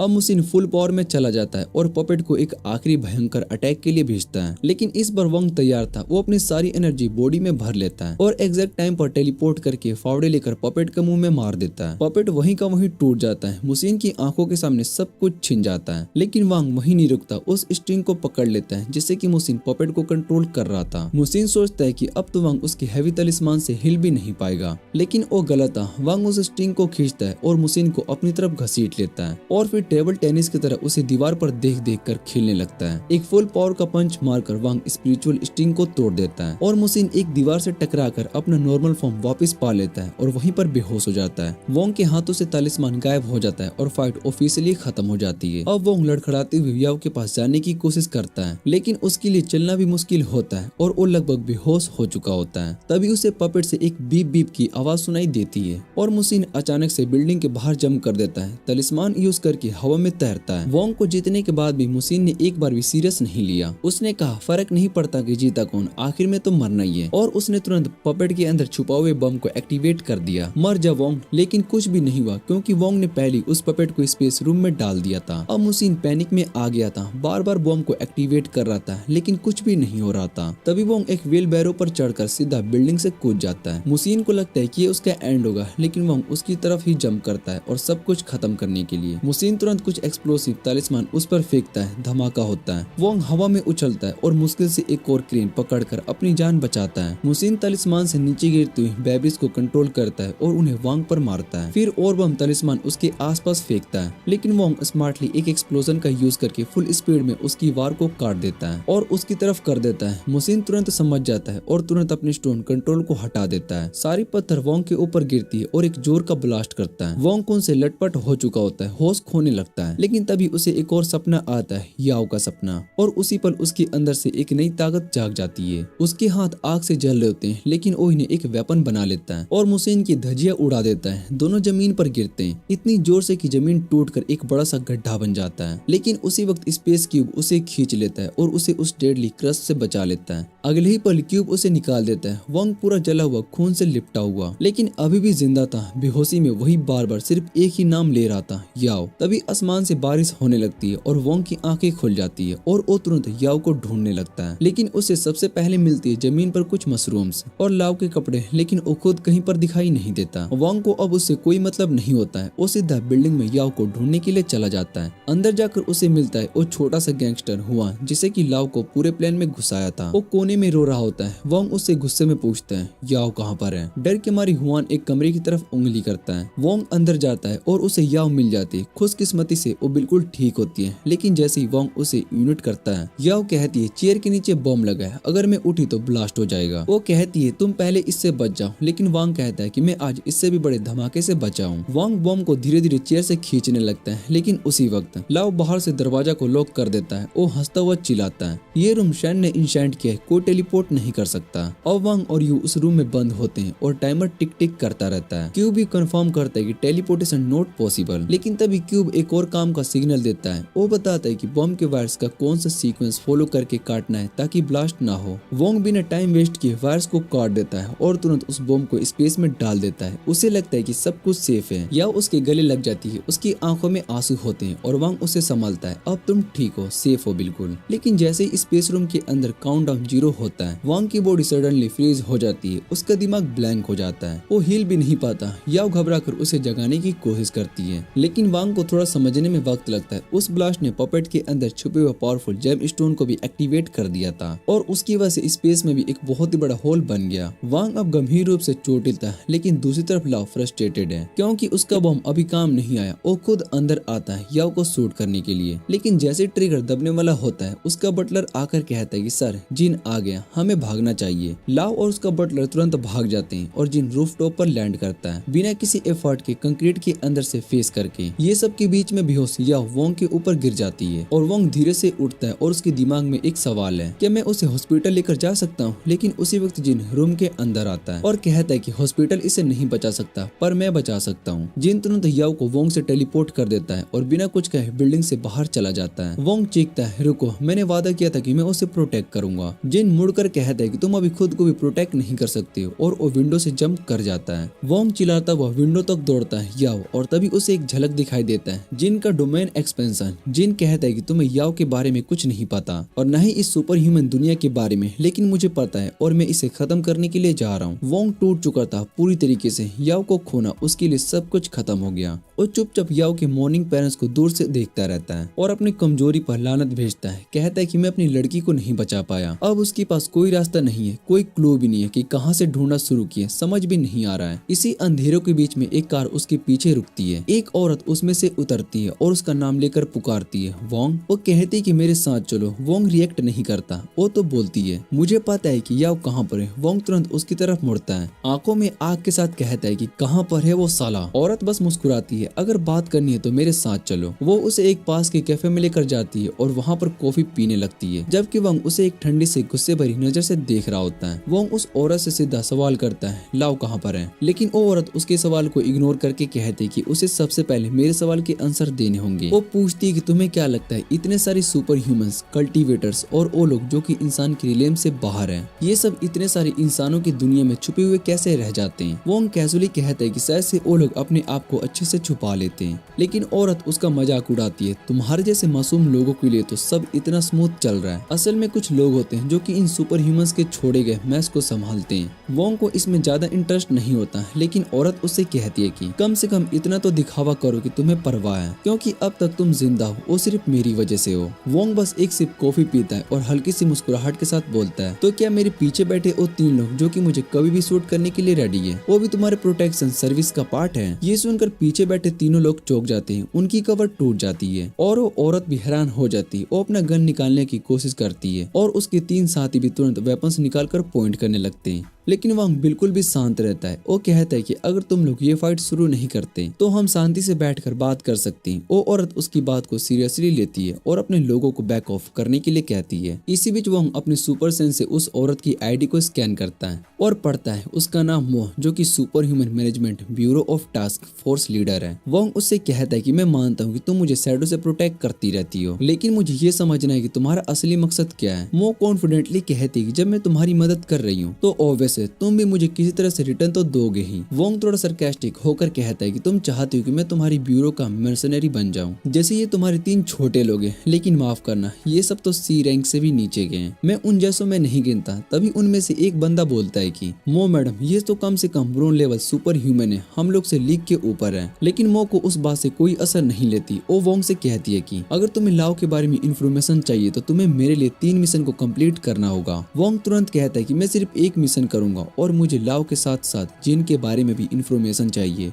मो इस कंडीशन को बिना किसी बार्गेन के एक्सेप्ट कर लेती है। वोंग बहुत ही हैरान होता है, लेकिन मो उसे बताती है कि ये मिशन सिर्फ 1 दिन का है और पेमेंट भी काफी अच्छी मिलेगी। लेकिन फिर वोंग पूछता है कि मैं तुम पर ट्रस्ट कैसे करूं। ये सुनकर मो थोड़ा ऑफेंड हो जाती है। वो कहती है कि अभी हम दोनों एक शर्त और तमीज वाली बातचीत की ना, बस वही काफी प्रूफ है कि मैं तुम्हारे साइड हूँ। वो लड़की कैफे से निकलती है और वोंग सोचते है कि क्या सच में उस पर भरोसा कर सकते हैं, लेकिन उसे पता है कि वही उसका एकमात्र सहारा है याओ के बारे में जो कि जानकारी पाने का है। वोंग प्लान बनाता है कि उसका इस्तेमाल करके सुपर ह्यूमन मैनेजमेंट ब्यूरो के अंदर घुस जाएगा, जहाँ से वो पूरी इंफॉर्मेशन ले लेगा। इसी बीच मो अपनी कार में ट्रैफिक सिग्नल पर रुकती है। उसका ड्राइवर उससे पूछते है तुम्हें एक खतरनाक आदमी वोंग के साथ डील क्यों की, ये हमारी कंपनी की पॉलिसी के खिलाफ है। मो मुस्कुराते हुए कहती है बड़े मुनाफे के लिए बड़े रिस्क लेने पड़ते हैं, मैं इतनी एम्बिशियस हूँ कि अपनी जॉब में अटकी नहीं रह सकती। वोंग मेरा टिकट है जिससे मैं ब्यूरो में ऊपर जा सकूंगी, मुझे लगता है कि उसमें पोटेंशियल है, बस हमें उसे अपने फायदे के लिए इस्तेमाल करना है। लेकिन उसे पता नहीं कि वोंग ने अपना क्यूब उसकी कार में छुपा रखा है और वो सब कुछ सुन रहा है जो कि वो कह रही है। वोंग इस बात से नाराज नहीं होता है कि वो उसे मैनिपुलेट कर रही है। वो सोचता है ये सब लोभी लोग इतने आसान है कंट्रोल करने के लिए। तभी ड्राइवर मो से पूछता है तुम सच में वोंग को लाव की लोकेशन बताओगी? मो कहती कि मैं उसे सिर्फ डी लेवल की जानकारी दूंगी। वो बेवकूफ है, उसे पता भी नहीं चलेगा कि वो धोखा खाया। ये सुनते ही वोंग गुस्से से बाहर आ जाता है और वो सोचता है कि मो को दिखाता हूँ कि असली बेवकूफी कौन है। अगले दिन वोंग उस जगह पर जाता है जो कि मो ने असेसमेंट के लिए भेजी थी। मिशन पर जाने से पहले वो वहाँ पर एक सुंदर सा महल देखते हैं जो कि जंगल के बीच में, और वहाँ और भी काफी सारे फाइटर्स मौजूद होते हैं असेसमेंट के लिए। वोंग सोचते हैं कि ये सब लोग कौन है और कहाँ से आए हैं। तब एक आदमी माइक लेकर आता है और कहता है कि तुम सब यहाँ पर अपने क्लाइंट के बॉडीगार्ड बनने के लिए बुलाए गए हो। बॉडीगार्ड को हमेशा अलर्ट, रिस्पॉन्सिव और स्ट्रॉन्ग होना पड़ता है, तभी वो अपना काम अच्छी तरह से कर पाते, इसलिए तुम्हें इन क्वालिटीज के लिए टेस्ट किया जाएगा। फिर वो दरवाजा खोलता है जो कि पार्टिसिपेंट्स को एक इन हाउस कैसीनो में लेकर जाता है। सबको 5 चिप्स दी जाती है और होस्ट कहता है कि तुम अपनी मर्जी से कोई भी गेम खेल सकते हो इन चिप्स के साथ। जो 10 चिप्स तक पहुंच जाएगा वो अगले राउंड में क्वालिफाइड करेगा, लेकिन लड़ाई या फिर चोरी माना है। सब लोग तुरंत कार्ड गेम खेलना शुरू कर देते हैं, सोचते हैं कि शायद से यहाँ मशीन्स फिक्स्ड होगी, लेकिन वो भी हार जाते हैं। फिर एक आदमी वोंग को बिना किसी वजह के लेक्चर देने लगता है। वोंग को ये एडवाइस पसंद नहीं आती, इसलिए वो वहाँ से दूर चला जाता है अपने लिए कोई और गेम ढूंढने के लिए। वो एक औरत को देखते हैं जो कि क्लासिक कोइन कप के नीचे गेम को खेल रही होती है। वोंग सोचते है कि चलो इस बार मैं ट्राई करता हूँ, लेकिन वही वो पहले वाला आदमी उसके पीछे आता है और वो कहता है कि दोस्त, जब कोई आदमी तुमसे दोस्ती करना चाहता है तो भाग जाना ठीक नहीं होता। वोंग को अब समझ में आता है कि वो आदमी आदमी बस उसे धोखा देने की कोशिश कर रहा था। जब उसके ट्रिक्स फेल हो गए तो वो आदमी घबरा गया और वोंग को एक गेम के लिए चैलेंज कर दिया। वोंग खुशी खुशी चैलेंज को एक्सेप्ट कर लेता है और अपनी सारी चिप्स लगा देता है और वो आदमी भी अपनी चिप्स को लगा देता है। गेम मास्टर एक सिक्का कप्स के नीचे छुपाता है और फिर तेजी से कप्स को इधर उधर घुमाने लगता है। धोखेबाज आदमी लेफ्ट कप पर दाव लगाता है, लेकिन वोंग अपनी सुपर सेंस का यूज करके पता लगाता है कि औरत ने सिक्का अपनी राइट हैंड में छुपा कर रखा हुआ है। वो उससे कहता है कि अपने राइट हैंड दिखा है, लेकिन वो औरत काफी स्किलफुल थी। जल्द ही सिक्का अपनी लेफ्ट हैंड में छुपा लेती है। इससे पहले कि और कुछ पता करे वोंग जोड़ डालता है, दोनों हाथ दिखाए। तब औरत मानती है कि वोंग सही था और उसके पास सच में सिक्का था। और डिक्लेयर करते कि वोंग जीत गया और उसकी चिप्स डबल हो गई है। बाकी पार्टिसिपेंट समझ में नहीं पा रहे थे कि ये सब क्या हो रहा है। धोखेबाज सोचते हैं कि शायद से गेम मास्टर के पास दो सिक्के हैं, एक कप के नीचे डाला गया होगा और फिर कोई सीक्रेट डोल खोलकर सिक्का डबल के अंदर गिरा दिया। वो टेबल को ध्यान से चेक करने लगते हैं कि कहीं कोई सीक्रेट कंपार्टमेंट तो नहीं, लेकिन औरत कहती है टेबल रिगेट नहीं है, मेरे पास पूरा वक्त सिर्फ एक सिक्का था। और धोखेबाज कहते कि तुमने अपनी सारी चिप्स हार दी है। वोंग अपनी जीत के साथ घमंड आवाज में वहां से चल पड़ता है। कुछ घंटे और टेस्ट के बाद धोखेबाज गुस्से में आ जाता है। 5 पार्टिसिपेंट मिशन के लिए शॉर्ट लिस्ट हो जाते हैं और वोंग उनमें से एक है। जब सब बॉडीगार्ड अपनी जगह पर बैठ जाते हैं, मैनेजर सभी को टेस्ट के पास करने की बधाई देता है और अपने क्लाइंट्स को बुलाता है। मिस्टर पाओ एक मोटा आदमी जिसके दांत एक बक्स बनी जैसे बड़े हैं, कॉन्फिडेंस के साथ रूम में आता है और सबको कहता है कि उन्हें इज्जत समझनी चाहिए क्योंकि उन्होंने रात की पार्टी के लिए उसके बॉडीगार्ड बनने का मौका जीता है। वो कहता है कि अच्छा काम करो, अगर मैं इम्प्रेस हुआ तो रिवॉर्ड भी दूंगा अच्छा वाला। फिर वो अपने मैनेजर को बाकी सभी काम संभालने को कहता है और धीरे धीरे रूम से निकल जाता है। मैनेजर सबको बताता है कि पाओ ने ऑलरेडी उनके बैंक अकाउंट में 3 मिलियन यूएन का एडवांस ट्रांसफर कर दिया है और मिशन कंप्लीट होने के बाद बाकी सभी पैसे भी मिलेंगे। वांग अपनी सीट से उछल पड़ता है और मैनेजर से पूछते हैं क्या ये एडवांस अकाउंट सच है। मैनेजर फिर से कंफर्म करता है हाँ 3 मिलियन यूएन और तुम्हारी एजेंट मो ने पैसे रिसीव कर लिए। वोंग को तब समझ में आता है कि उसे मो ने कितना बड़ा धोखा दिया है, क्योंकि मो ने कहा था कि जॉब के लिए सिर्फ 50,000 ही मिलेंगे। वो गुस्से में बदुआ देता है, लेकिन मैनेजर उसे इग्नोर कर देता है। मैनेजर सभी को तैयार होने के लिए कहता है क्योंकि पार्टी 6 घंटे में शुरू होने वाली है। जल्दी सभी बॉडीगार्ड्स उनके डेस्टिनेशन पर आ जाते हैं और असिस्टेंट उन्हें जरूरी इन्फॉर्मेशन बताते हैं। वो लड़की जो कि वोंग को घुमा रही होती है उससे कहती है कि उनके बॉस का असली मकसद पार्टी में होने वाली अवसर में हिस्सा लेना है। वो एक पुरानी और अजीब सा मास्क चाहता है। वोंग फाइल पढ़ते हुए उसकी बातों को सुन लेता है। तभी उसकी नजर एक अजीब से क्रिस्टल क्यूब की फोटो पर पड़ती है जो कि उसका इंटरेस्ट जगाती है। वो लड़की को वो फोटो दिखाता है और वो कहता है कि इस क्यूब को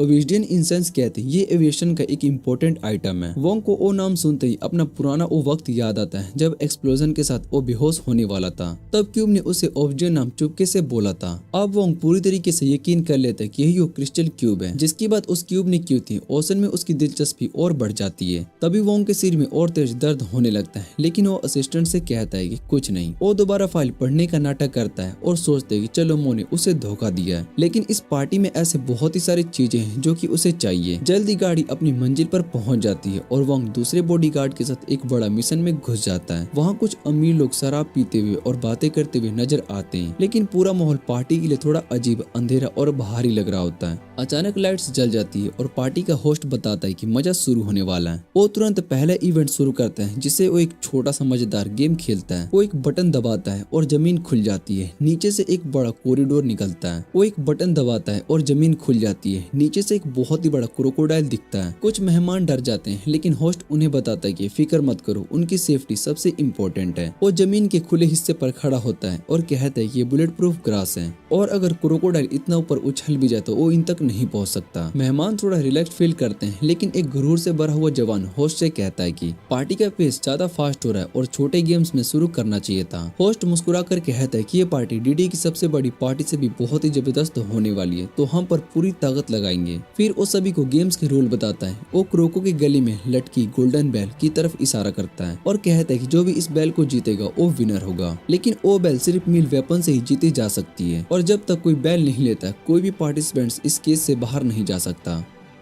वोंग ये सुनते ही घबरा जाता है। उसे अब समझ में आता है कि वो यहाँ पर किसी का बॉडीगार्ड बनने के तौर पर नहीं, बल्कि एक ग्लैडिएटर बनकर आया होता है जो कि सिर्फ कुछ अमीर हरामियों का मनोरंजन बनने वाला है। लेकिन होस्ट अनाउंस करता है कि जो भी पहला गेम जीतेगा उसे पहले रिवॉर्ड में 1 टन गोल्ड ब्रिक्स दिए जाएंगे। एक बंदा रिवॉर्ड सुनते ही बहुत ही एक्साइटेड हो जाता है और बिना सोचे समझे वॉलंटियर करता है। हाथ में सिर्फ एक स्पेयर और शील्ड लेकर वो केज के अंदर चला जाता है। वो चुपचाप क्रोकोडाइल की तरफ बढ़ता है, लेकिन बिल्कुल लास्ट मोमेंट पर वो एकदम से चिल्लाने लगता है। लगता है जैसे कोई पागल हो गया हो और सीधा उस क्रोकोडाइल पर चार्ज करता है। क्रोकोडाइल तुरंत रिएक्ट करता है और एक ही सेकंड में उसे पकड़कर जमीन पर गिरा देता है और जिंदा चबा जाता है। जब बंदा दर्द से चीखता है तो सारे अमीर लोग उस पर हंसने लगते हैं। बंदा कॉन्फिडेंट बन रहा था और निकला एकदम पगलू, लेकिन वोंग समझ जाता है कि वो बंदा कमजोर नहीं था, कुछ तो गड़बड़ है उस क्रोकोडाइल में। और तभी होस्ट खुद कंफर्म करता है कि ये कोई नॉर्मल क्रोकोडाइल नहीं है, ये हमने लैब में जेनेटिकली मॉडिफाई किया है, स्पीड और स्ट्रेंथ दोनों अपग्रेड है। वो फिर से रिवॉर्ड बढ़ा देता है और बाकी लोगों को लालच देने लगता है। इस बार कोई भी वॉलंटियर नहीं करता और तभी एक अमीर आदमी अपने बॉडीगार्ड को ऑर्डर देता है तू जा, और वो बॉडीगार्ड बिना कुछ बोले केज में चला जाता है और हाथ में जितने स्पेयर्स उठा सकता उतने उठा लेता है। वोंग ये देखकर सिर पकड़ लेता है, ये लोग इतने बेवकूफ और लालची कैसे हो सकते हैं? क्या उन्हें दिख नहीं रहा है कि इस क्रोकोडाइल से कोई नहीं जीत सकता?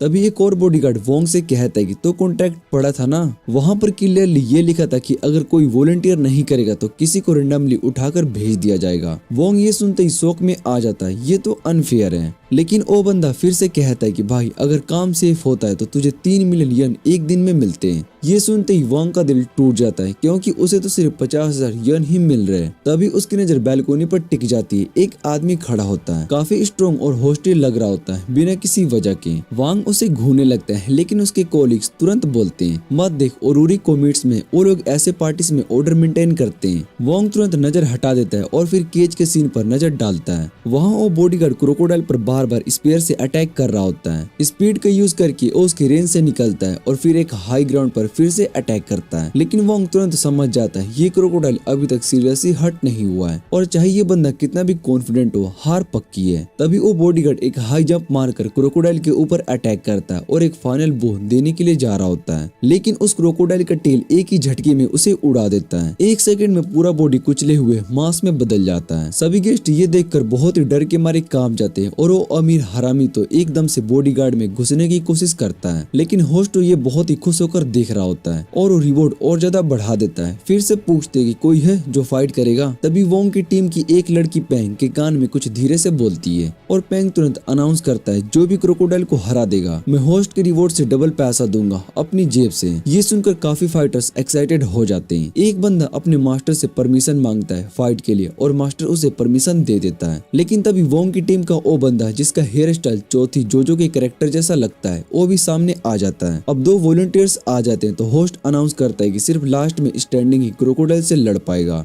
वोंग सोचता है ये क्या बकवास है। तभी वो लड़की उसे समझाती है कि ये दोनों पहले एक दूसरे से लड़ेंगे, जो बचेगा वही क्रोकोडाइल से फाइट करेगा। वोंग कहता है कि ये कितना स्टूपिड गेम है, जो जीतेगा उसके पास तो एनर्जी ही नहीं बचेगी क्रोकोडाइल से लड़ने के लिए। लेकिन बाकी लोग कहते हैं कि तुम हमारे टीममेट गोल्ड पॉइजन को अंडर एस्टिमेट कर रहा है। जैसे ही वो दोनों फाइटर्स ग्लास सेलिंग पर चढ़ते हैं, दूसरे वाले बंदे का बॉस उसे प्रॉमिस करता है जीत गया तो प्रमोशन भी मिलेगा और छुट्टी भी। वो बंदा खुशी के मारे पीछे से मुड़ जाता है और उसी मोमेंट में गोल्ड पॉइजन उसके कंधे पर काट लेता है और उसका सारा लाइफ फोर्स चूस लेता है। इसी से अपनी पावर को टेम्परेरी बूस्ट कर लेता है। वो बंदा तुरंत जमीन पर गिर जाता है एक सूखी हुई लाश की जैसे, और होस्ट पॉइजन को अलाउ कर देता है अब तो क्रोकोडाइल से लड़ सकता है। गोल्ड पॉइजन बिना किसी वेपन उठाए केज में चला जाता है। होस्ट पूछता है कि तू श्योर है ऐसे नंगे हाथों से? वो कामली बोलता है कि जब क्रोकोडाइल के पास वेपन नहीं है तो मुझे भी अनफेयर एडवांटेज नहीं लेना चाहिए। वो आराम से बीस्ट की तरफ चलने लगता है और जो लोग तेज दिमाग वाले होते हैं वो फील करते हैं कि कुछ तो अजीब है। सिर्फ वोंग नोटिस करता है कि गोल्ड पॉइजन धीरे से अपनी उंगलियों को रब कर रहा है और हल्की सी गोल्डन डस्ट हवा में छोड़ रहा है। वोंग को भी समझ में आता है कि ये क्या कर रहा है, लेकिन वो बस देखता रहता है। गोल्ड पॉइजन इंतजार करता है पहला मूव क्रोकोडाइल करे। बीस्ट उस पर सीधा चार्ज करता है लेकिन एक ही अटैक में उसे मार देने के लिए, लेकिन गोल्ड पॉइजन एक ही जंप में उस पर चढ़ जाता है और सीधा उसके सिर पर बैठ जाता है। फिर वो झुकता है और जेंटली उस क्रोकोडाइल के हेड पर एक किस कर देता है। सब कंफ्यूज हो जाते हैं ये क्या कर रहा है। क्रोकोडाइल भी शांत हो जाता है, लेकिन तभी गोल्ड पॉइजन एकदम से जंप करता है और उसी मोमेंट में क्रोकोडाइल का सर उड़ जाता है, खून हर तरफ बिखर जाता है और एक गोल्डन बेल सीधा गोल्ड पॉइजन के पैर के पास गिरती है। सब लोग एकदम से शॉक रह जाते हैं और वोंग फाइनली समझ जाता है कि गोल्ड पॉइजन की स्पीड बी रैंक फाइटर के बराबर है और उसकी टेक्निक्स भी काफी मिस्टीरियस है। गोल्ड पॉइजन आराम से वो बेल उठाता है और कॉन्फिडेंटली होस्ट के पास जाकर उसे दे देता है। होस्ट थोड़ा सा डिसअपॉइंटेड होता है, उसे लगता है कि क्रोकोडाइल को और थोड़ा फाइट करेगा, लेकिन फिर भी वो गोल्ड पॉइजन की तारीफ करता है। टुनाइट का पहला चैंपियन मिल गया। वो पूछता है कि रिवॉर्ड अभी चाहिए या फिर बाद में। गोल्ड पॉइजन कामली कहता है कि चुपचाप बाद में डिलीवर कर देना, मैं ज्यादा अटेंशन नहीं चाहता। पैंग तो खुशी के मारे टोस्ट उठाता है। उसे लगता है कि उसकी टीम ने पहला गेम जीत लिया, लेकिन बाकी अमीर हरामी लोग बहुत ही खुश नहीं होते। एक डूसबैग तो होस्ट से पूछ लेता है कि बस यही था तेरा बेस्ट। होस्ट मुस्कुराता है और बोलता है अभी तो मजा शुरू हुआ है, आगे और भी है। इसी बीच केज को साफ कर दिया जाता है और नई बीस्ट लाने की तैयारी शुरू हो जाती है। और डूसबैग से फिर से एटीट्यूड से बोलता है कि वेटरन जैसे हमें सब कुछ देख लिया है, लेकिन होस्ट कामली बोलता है कि नहीं, तुम गलत हो। तभी वो अगला बीस्ट ऊपर आने लगता है। वोंग के रोगों में थोड़ी सी दौड़ जाती है। उसे महसूस होता है कि ये कुछ नेचुरल नहीं है, कुछ तो डेंजरस है। और होस्ट तुरंत उसकी डिस्क्रिप्शन शुरू कर देता है। वो प्राउडली अनाउंस करता है कि हमारी कंपनी ने कैट्स की विल्ड नेचर और बियर्स की पावरफुल को कंबाइन किया है एक अल्टीमेट हंटर बनने के लिए। जब वो बीस्ट सामने आता है, होस्ट उसे इंट्रोड्यूस करवाता है। ये है टाउ, हमारा मास्टरपीस। सभी गेस्ट मोस्टर को देखकर कांप जाते हैं और वैंग भी सोचता है कि किस पागल साइंटिस्ट ने ये सब बनाया होगा। होस्ट प्राउडली बोलता है कि ताहू किसी भी क्रिएचर से ज्यादा स्ट्रॉन्ग है और सबसे खतरनाक बात, ये इतना क्रूअल है कि जिंदा चीजों को भी फाड़ना और चीरना पसंद करता है। तभी ताहू उन्हीं लोगों को खा जाता है जो कि उसे केस से निकाल रहे थे। और होस्ट अनाउंस करता है कि कोई है जो कि इसे लड़ना चाहेगा। रूम में एकदम से साइलेंस छा जाता है, लेकिन वोंग अनईजी फील करता है क्योंकि उसकी इंस्टिंक्ट्स कह रही होती कि यहाँ किसी बंदे का इरादा कुछ और है। ये बीस्ट से भी ज्यादा और डेंजर है और किसी और को ये बात समझ में नहीं आई है। तभी एक और गेस्ट अपने फाइटर को केज में भेजता है। फाइटर अंदर जाकर अपनी तलवार को निकालता है, लेकिन उसे कुछ समझ में आता उससे पहले बीस्ट एकदम से जंप करता है और उस फाइटर को इग्नोर करके सीधा बुलेट प्रूफ गिलास पर अटैक करता है। रूम में अफरा तफरी मच जाती है। गेस्ट चिल्लाने लगते हैं ये बीस्ट गिलास तो तोड़ देगा, हमें मार देगा। सब लोग भागने लगते हैं और होस्ट उन्हें समझाता है कि सब कुछ कंट्रोल में, पैनिक मत करो। गिलास के पीछे खड़ा होस्ट सबको कॉन्फिडेंटली बताता है कि रिलैक्स गाइस, ये गिलास काफी स्ट्रॉन्ग है, ये मोस्टर कुछ भी नहीं कर सकता। लेकिन जैसे ये लाइन कहता है, मोस्टर एक जोर का अटैक करता है और गिलास पर एक बड़ी सी क्रैक पड़ जाती है। होस्ट के चेहरे का कॉन्फिडेंस तुरंत हवा हो जाता है। दूसरी तरफ फाइटर का ईगो हर्ट हो जाता है। उसे लगता है कि ये मोस्टर उसे इग्नोर क्यों कर रहा है, मैं यहाँ पर खड़ा हूँ और तू मुझे देख ही नहीं रहा है। गुस्से में वो आकर वो मोस्टर के पीछे से अटैक करता है, लेकिन मोस्टर कोई नॉर्मल क्रिएचर नहीं था। एक सेकंड में डिसअपेयर होता है और अगली पल में फाइटर के पीछे आ जाता है। एक ही स्ट्राइक में उसे गिरा देता है, बिल्कुल बिना एफर्ट के। फिर मोस्टर उसका तलवार उठाता है और उसी तलवार से गिलास सेलिंग पर वार करना शुरू कर देता है। हर एक हिट के साथ क्रैक और भी ज्यादा बढ़ जा रही होती है। होस्ट का डर अब उसकी आंखों में क्लियरली दिखाई दे रहा होता है। वो चिल्लाता है सिक्योरिटी रेनफोर्स करो, और उसके गार्ड्स भी बहुत ही कंफ्यूज होते हैं क्योंकि ये कोई नॉर्मल फाइट नहीं लग रही होती है। तभी वोंग को एक रियलाइजेशन होती है, ये सब कुछ एक सेटअप था और इसके पीछे था गोल्डन पॉइजन। सब लोग उसके स्पार्कल वाले एक्ट से खुश थे, लेकिन सिर्फ वोंग ने उस वक्त नोटिस किया था जब उसने केज में वो गोल्डन पाउडर स्प्रे किया था। वोंग को लगा था कि उस पाउडर का टारगेट क्रोक था, लेकिन अब समझ में आता है कि ये सब मोस्टर को मदद देने के लिए था। और फिर मोस्टर एक आखिरी जोर से हिट करता है और गिलास को तोड़कर बाहर आ जाता है। पूरे हॉल में अफरा तफरी मच जाती है। ट्रैप डोर उसके नीचे बंद हो जाता है। होस्ट पैनिक में ऑर्डर देता है कि इसे रोको, क्या कर रहे हो तुम लोग, पर उसके गार्ड्स उससे पहले ही भाग चुके होते हैं क्योंकि जितने भी पैसे मिल रहे थे वो इस जान के खतरे के लायक नहीं थे। मोस्टर सीधा होस्ट की तरफ लीप करता है, लेकिन एक बंडाना पहने हुआ बंदा बीच में आता है और एक सॉलिड किक मारकर मोस्टर को दूर फेंक देता है। होस्ट जमीन पर गिरता है, कांप रहा होता है। वो उस बंदे वाले को थैंक्स कहता है जिसका नाम होता है मुओंग। वो मुओंग से रिक्वेस्ट करता है कि अंदर गन्स अलाउ करे, हमारे पास और कोई ऑप्शन नहीं है, होस्ट कहता है। लेकिन मुओंग मना कर देता है, गन से सिर्फ सिचुएशन और खराब होगी। बाकी कुछ गेस्ट अभी भी जो हॉल में बैठे हुए, उनके चेहरे पर डर क्लियरली दिखाई दे रहा होता है। कुछ लोग तो लिटरली रो रहे होते हैं, पर वोंग के दिमाग में कुछ और ही चल रहा होता है। उसे लगता है कि ये परफेक्ट चांस है उस डोजबग को टारगेट करने का क्योंकि लाव से वो कनेक्टेड है। वोंग धीरे धीरे उसकी तरफ बढ़ता है, लेकिन तभी ऑर्डर मेंटेनिंग ऑर्गेनाइजेशन फाइटर वहां पर आ जाते हैं। एक उनमें से वोंग को रोकता है। वो कामली कहते हैं कि सब शांति बनाए रखें, मोस्टर से हम निपट लेंगे। वोंग बस क्वाइटली एग्री करता है और वहां से वॉक अवे करके चला जाता है। अंदर से कुछ और प्लान कर रहा होता है और तभी सबसे साइलेंट बनता जो कि अभी तक ब्लाइंड फोल्ड में क्वाइटली खड़ा था, एक ही पंच में मोस्टर के स्कल को क्रश कर देता है। सब लोग शोक में देखते रह जाते हैं। उसका पार्टनर कामली अनाउंस करता है सब ठीक है। अब सब लोग पार्टी कंटिन्यू करते हैं विदाउट एनी टेंशन। मोस्टर की इजीली मर जाने के बाद वोंग थोड़ा कंफ्यूज हो जाता है। उसे लगता था कि जिसने भी ये सब प्लान किया था वो इतना बेसिक प्लान तो नहीं बनाएगा, ये तो बहुत ही ज्यादा वीक था, ये तो सिर्फ एक डिस्ट्रैक्शन लग रहा था।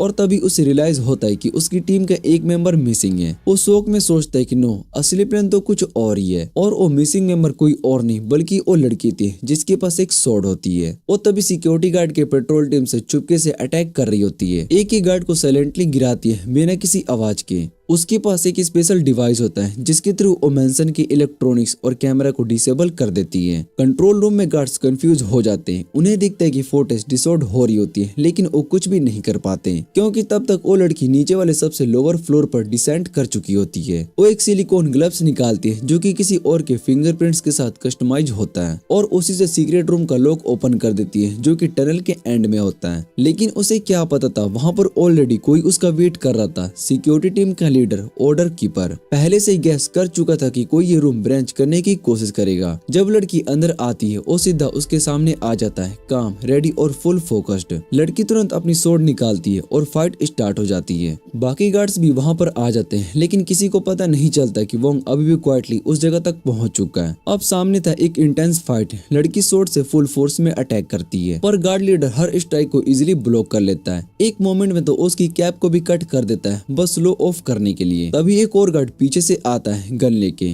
लेकिन लड़की की सेंस शार्प थी और तुरंत गन उसके हाथ से किक करके गिरा देती है। फिर एक सॉलिड किक से उस गार्ड को जमीन पर फेंकती है और उस दूसरे गार्ड पे थ्रो कर देती है। Double take down. सब कुछ परफेक्ट जा रहा था पर वो छोटी सी गलती कर देती है, अपनी बैक ओपन छोड़ देती है। लीडर वेट कर रहा था इस मोमेंट का और तेजर्दे स्पीड से उस पर अटैक करने लगता है लेकिन उसका हाथ हवा में ही रुक जाता है क्योंकि वोंग ने उसका रिस्ट पकड़ लिया होता है। वो कैजुअली कहता है कि पीछे से अटैक करना तो बैड मैनर्स होते हैं दोस्त, लेकिन लड़की इम्प्रेस नहीं होती। वो गुस्से में बोलती है कि मैं खुद हैंडल कर सकती हूँ, तुम यहाँ पर क्या कर रहे हो। वोंग मुस्कुरा कर कहता है कि मैं तो यहाँ पर बाथरूम ढूंढ रहा था, रास्ता भटक गया। लीडर अब इरिटेट हो जाता है। वो अपना दूसरा हाथ यूज करने की कोशिश करता है वोंग पे अटैक करने के लिए लेकिन वोंग इजीली उसका हाथ तोड़ देता है और उसे अनकॉन्शियस कर देता है। फिर कैजुअली कमेंट कर देता है सी लेवल लूजर और एटीट्यूड A+ का। लड़की थोड़ी कंफ्यूज होती है। वो अपनी तलवार को वोंग के ऊपर पॉइंट करती है, फ्रेंड हो या फिर एनिमी। वोंग कामली बोलता है कि मैं तुम्हारा बॉडीगार्ड हूँ। फिर एक बार में सब क्लियर कर देता है। उसे पता चल चुका होता है कि पैंग सिर्फ एक डोकी था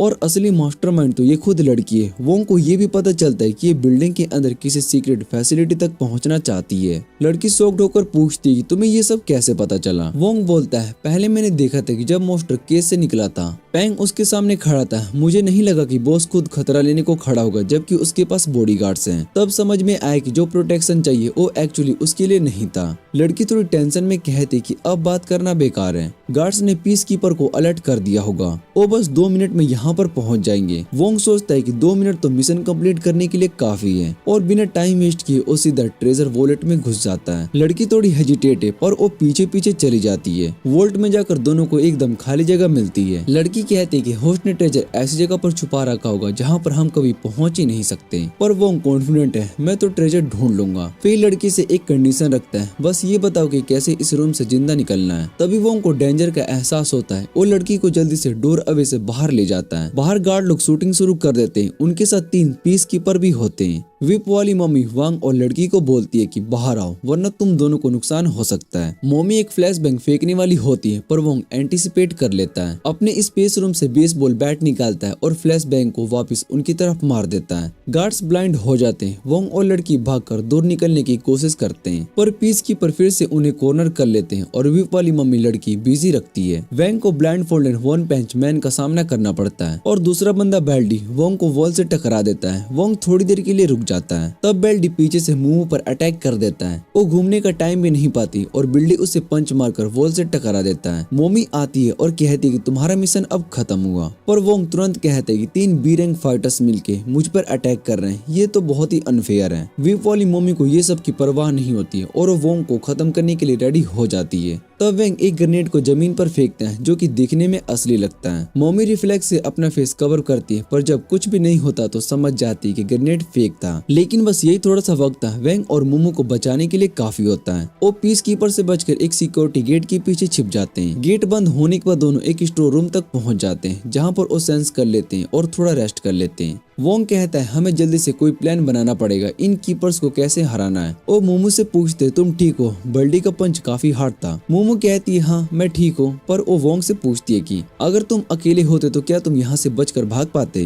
वोंग फिंग जवाब देता है नहीं, मैं यहाँ पर इसलिए आया हूँ क्योंकि मुझे लाओ नाम के एक आदमी के बारे में इंफॉर्मेशन चाहिए, उसके लिए मैं कोई भी रिस्क लेने के लिए तैयार हूँ। मो थोड़ी सी क्यूरियस होती है, पर वोंग के पास अपनी बैक स्टोरी बताने का टाइम नहीं होता। वो कहता है कि पीस कीपर जल्दी से उन्हें ढूंढ लेंगे और उससे अच्छा कि वो उनका सामना सीधा करे। फिर वो बाहर निकलता है और 3 पीस कीपर को रोक लेता है, जो कि थोड़ा सरप्राइज होते कि मो उसके साथ नहीं है। वोंग रिलैक्स तरीके से कहते कि वो कमजोर लड़की उसके लिए सिर्फ रुकावट बनेगी और वो अकेला ही अच्छा है, फाइट कर सकता है। तब मोमी अपनी टीम की एक एवरेज जो इसे कहती है कि वो जल्दी से लड़की का पता लगाए और वो तुरंत भाग जाता है। मोमी वोंग से सरेंडर करने के लिए कहती है, पर तभी अचानक से उसके सिर की छत कट जाती है और मोमी वहाँ से जम करके आती है, जिसे देखकर वो सरप्राइज हो जाती है। मो बहुत ही जोर से बिना किसी दया के अटैक करती है और जब बेल्डी पीछे से अटैक करने लगता है तब वोंग एक ही पंच में उसको हरा देता है। लड़की अपने टीममेट को गिरते देख थोड़ी सी डिस्ट्रैक्ट हो जाती है और उस मौके पर मुंह उसे किक मारकर नीचे गिरा देती है। वोंग मुंह से कहती कि अब बैकअप आने से पहले भागना चाहिए। वो उसे ट्रेजर रूम तक लेकर जाता है और वहाँ की दीवार तोड़कर अंदर चला जाता है। मो उसकी ताकत को देखकर बहुत ही हैरान हो जाती है, पर साथ ही क्यूरियस भी होती है कि वो पहले अपनी ताकत को क्यों नहीं दिखा रहा था। वैंग जवाब नहीं देता है। वो दोनों ट्रेजर रूम में अपनी पसंद की चीजें ढूंढने लगते हैं। मो जल्दी एक पुराना स्क्रोल को ढूंढ लेती है जो कि वो ढूंढ रही थी और उसे अपना समझ लेती है, पर वैंग को एक स्क्रोल या फिर बुक्स में कोई इंटरेस्ट नहीं होता क्योंकि वो सिर्फ ऑडियो बुक्स ही सुनता है। तभी उसको वो ऑब्सिडियन क्यूब मिलता है जो कि वो ढूंढ रहा था और उसे ले लेता है। फिर वो उसको ट्रेजर रूम में नीचे वाले फ्लोर पर लेकर जाती है जहाँ एक सीक्रेट जेनेटिक इंजीनियरिंग लैब होता है। वो वैंग को बताते कि वो ड्रेनेज पाइप से बिल्डिंग के नीचे निकल सकते हैं, पर ये क्यों जानती है वो ये नहीं बताते। दूसरी तरफ 2 पीस कीपर उठ जाते हैं और तीसरा बंदा वापस आता है। जब वो उन्हें मदद करता है तो उनका बॉस वहाँ पर आता है और तीनों पर नजर होता है, पर फिर भी उन्हें मिशन पूरा करने के लिए कहता है और कुछ मिस्टीरियस नैली गोली खाने का ऑर्डर देता है। वही वैंग और मुंह एलिवेटर के नीचे वाले फ्लोर पर आ जाते हैं। वैंग मुंह से पूछते कि वो सीधा नीचे वाले फ्लोर पर क्यों नहीं जाती, पर मुंह कहते कि उसका यहाँ पर कोई काम नहीं है और अगर वो चाहे तो यहाँ से जा सकता है। पर वैंग कहता है कि वो आज से उसका बॉडीगार्ड है और अपना काम करेगा क्योंकि उसे पेमेंट मिल रही है। तभी वो नेक्स्ट फ्लोर पर पहुँचते हैं और मुंह वैंग से साइड जाने को कहती है क्योंकि वो बाहर फाइट के लिए पोजीशन लेती है। वहाँ पर कुछ आर्मेड गार्ड्स रेडी होते हैं इंट्रूडर्स को रोकने के लिए, और जैसे ही एलिवेटर का दरवाजा खुलता है वो लोग शूटिंग शुरू कर देते हैं। किस्मत से मुंह ने ये सब पहले ही सोच लिया था, इसलिए वो जल्दी से उन सबको निपटा देती है। वोंग इस बात से बहुत ही इम्प्रेस्ड होता है, पर मुंह उसे बता दे कि अब उनके पास बिल्कुल भी टाइम बर्बाद करने के लिए नहीं है। वो अपने हाथ में एक मैप दिखाते हैं जिस पर जिस फ्लोर पर वो है उनका नक्शा बना होता है और अपनी अगली मंजिल की तरफ पॉइंट करती है। वो मंजिल फ्लोर के बीच में। मुंह कहती है जब हम अपना काम वहाँ पर कर लेंगे तब हम ईस्ट की तरफ निकलेंगे, वहाँ एलिवेटर्स मिलेंगे और उनके थ्रू हम स्वीर तक लेकर जा सकते हैं। वैंग प्लान से एग्री करता है, पर वो थोड़ा सा गड़बड़ कर जाता है और गलत डायरेक्शन में भागने लगता है क्योंकि वो थोड़ा सा इडियट है और मैप्स पढ़ना नहीं जानता। फिर भी वो मुंह के पीछे सही रास्ते पर आ जाता है और जल्दी उनके सामने जमीन पर खून का ट्रेल दिखाई देता है। वोंग का दिल टाइट हो जाता है, उसे कुछ भी अच्छा नहीं लगता है इस खून को देखकर, लेकिन वो सीधा उस डोर की तरफ बढ़ती है और अपने ग्लव्स पर लगे स्पेशल फिंगरप्रिंट से डोर को खोल देती है। वोंग कहता है यहाँ इतना खतरनाक जगह पर हम अपना टाइम वेस्ट क्यों कर रहे हैं। मुंह उसको रोक कर कहते कि ये मेरा मिशन का एक इम्पोर्टेंट हिस्सा है, हम यहाँ जरूर आएंगे। जब डोर खुलता है तो वोंग और मुंह खुद को एक कोऑर्डिनेट फैसिलिटी में पाते हैं। ये वही बायोजेनेटिक रिसर्च इंस्टीट्यूट है जिसको होस्ट चलाता था। वो जगह मोस्टर से भरी हुई है। वोंग फिर से मुंह को कहते है कि चलो यहाँ से निकलते हैं, पर मुंह चुप होकर कहते कि तुम अपना बॉडीगार्ड का काम कर सकते हो या फिर यहाँ से जा सकते हो, पर मैं अपने मिशन के एंड तक जाऊंगी। वो दोनों धीरे धीरे उस कमरे में आगे बढ़ते हैं तो वोंग पूछते कि ये जगह क्या है। मुंह बताती कि biogenetic research institute living creature को मॉडिफाई करता है ताकि वो सबसे मजबूत बायोलॉजिकल वेपन्स बना सके। वो आगे समझाती कि रिसर्च वालों को लगता है कि वो गॉड है, पर उन्हें अपने कामों का रिस्क का पता नहीं होता है। सब कुछ इसलिए क्योंकि उन्हें ह्यूमैनिटी पर भरोसा नहीं है। फिर वो सामने वाले दरवाजे को खोलती है और वोंग को कहती है कि असली बुराई तो इस जगह के अंदर छिपी हुई है। वो दरवाजा उन्हें लैब के सबसे अंदर हिस्से वाले में लेकर जाता है जहाँ एक साइंटिस्ट कुछ हाइब्रिड क्रिएचर को बड़े बड़े गिलास कैप्सूल्स में स्टडी कर रहा होता है। साइंटिस्ट मुंह को ग्रेट करता है, कहता है कि प्रोफेसर तुम्हारा इंतजार कर रहे थे, अब तुम फाइनली आ गई हो।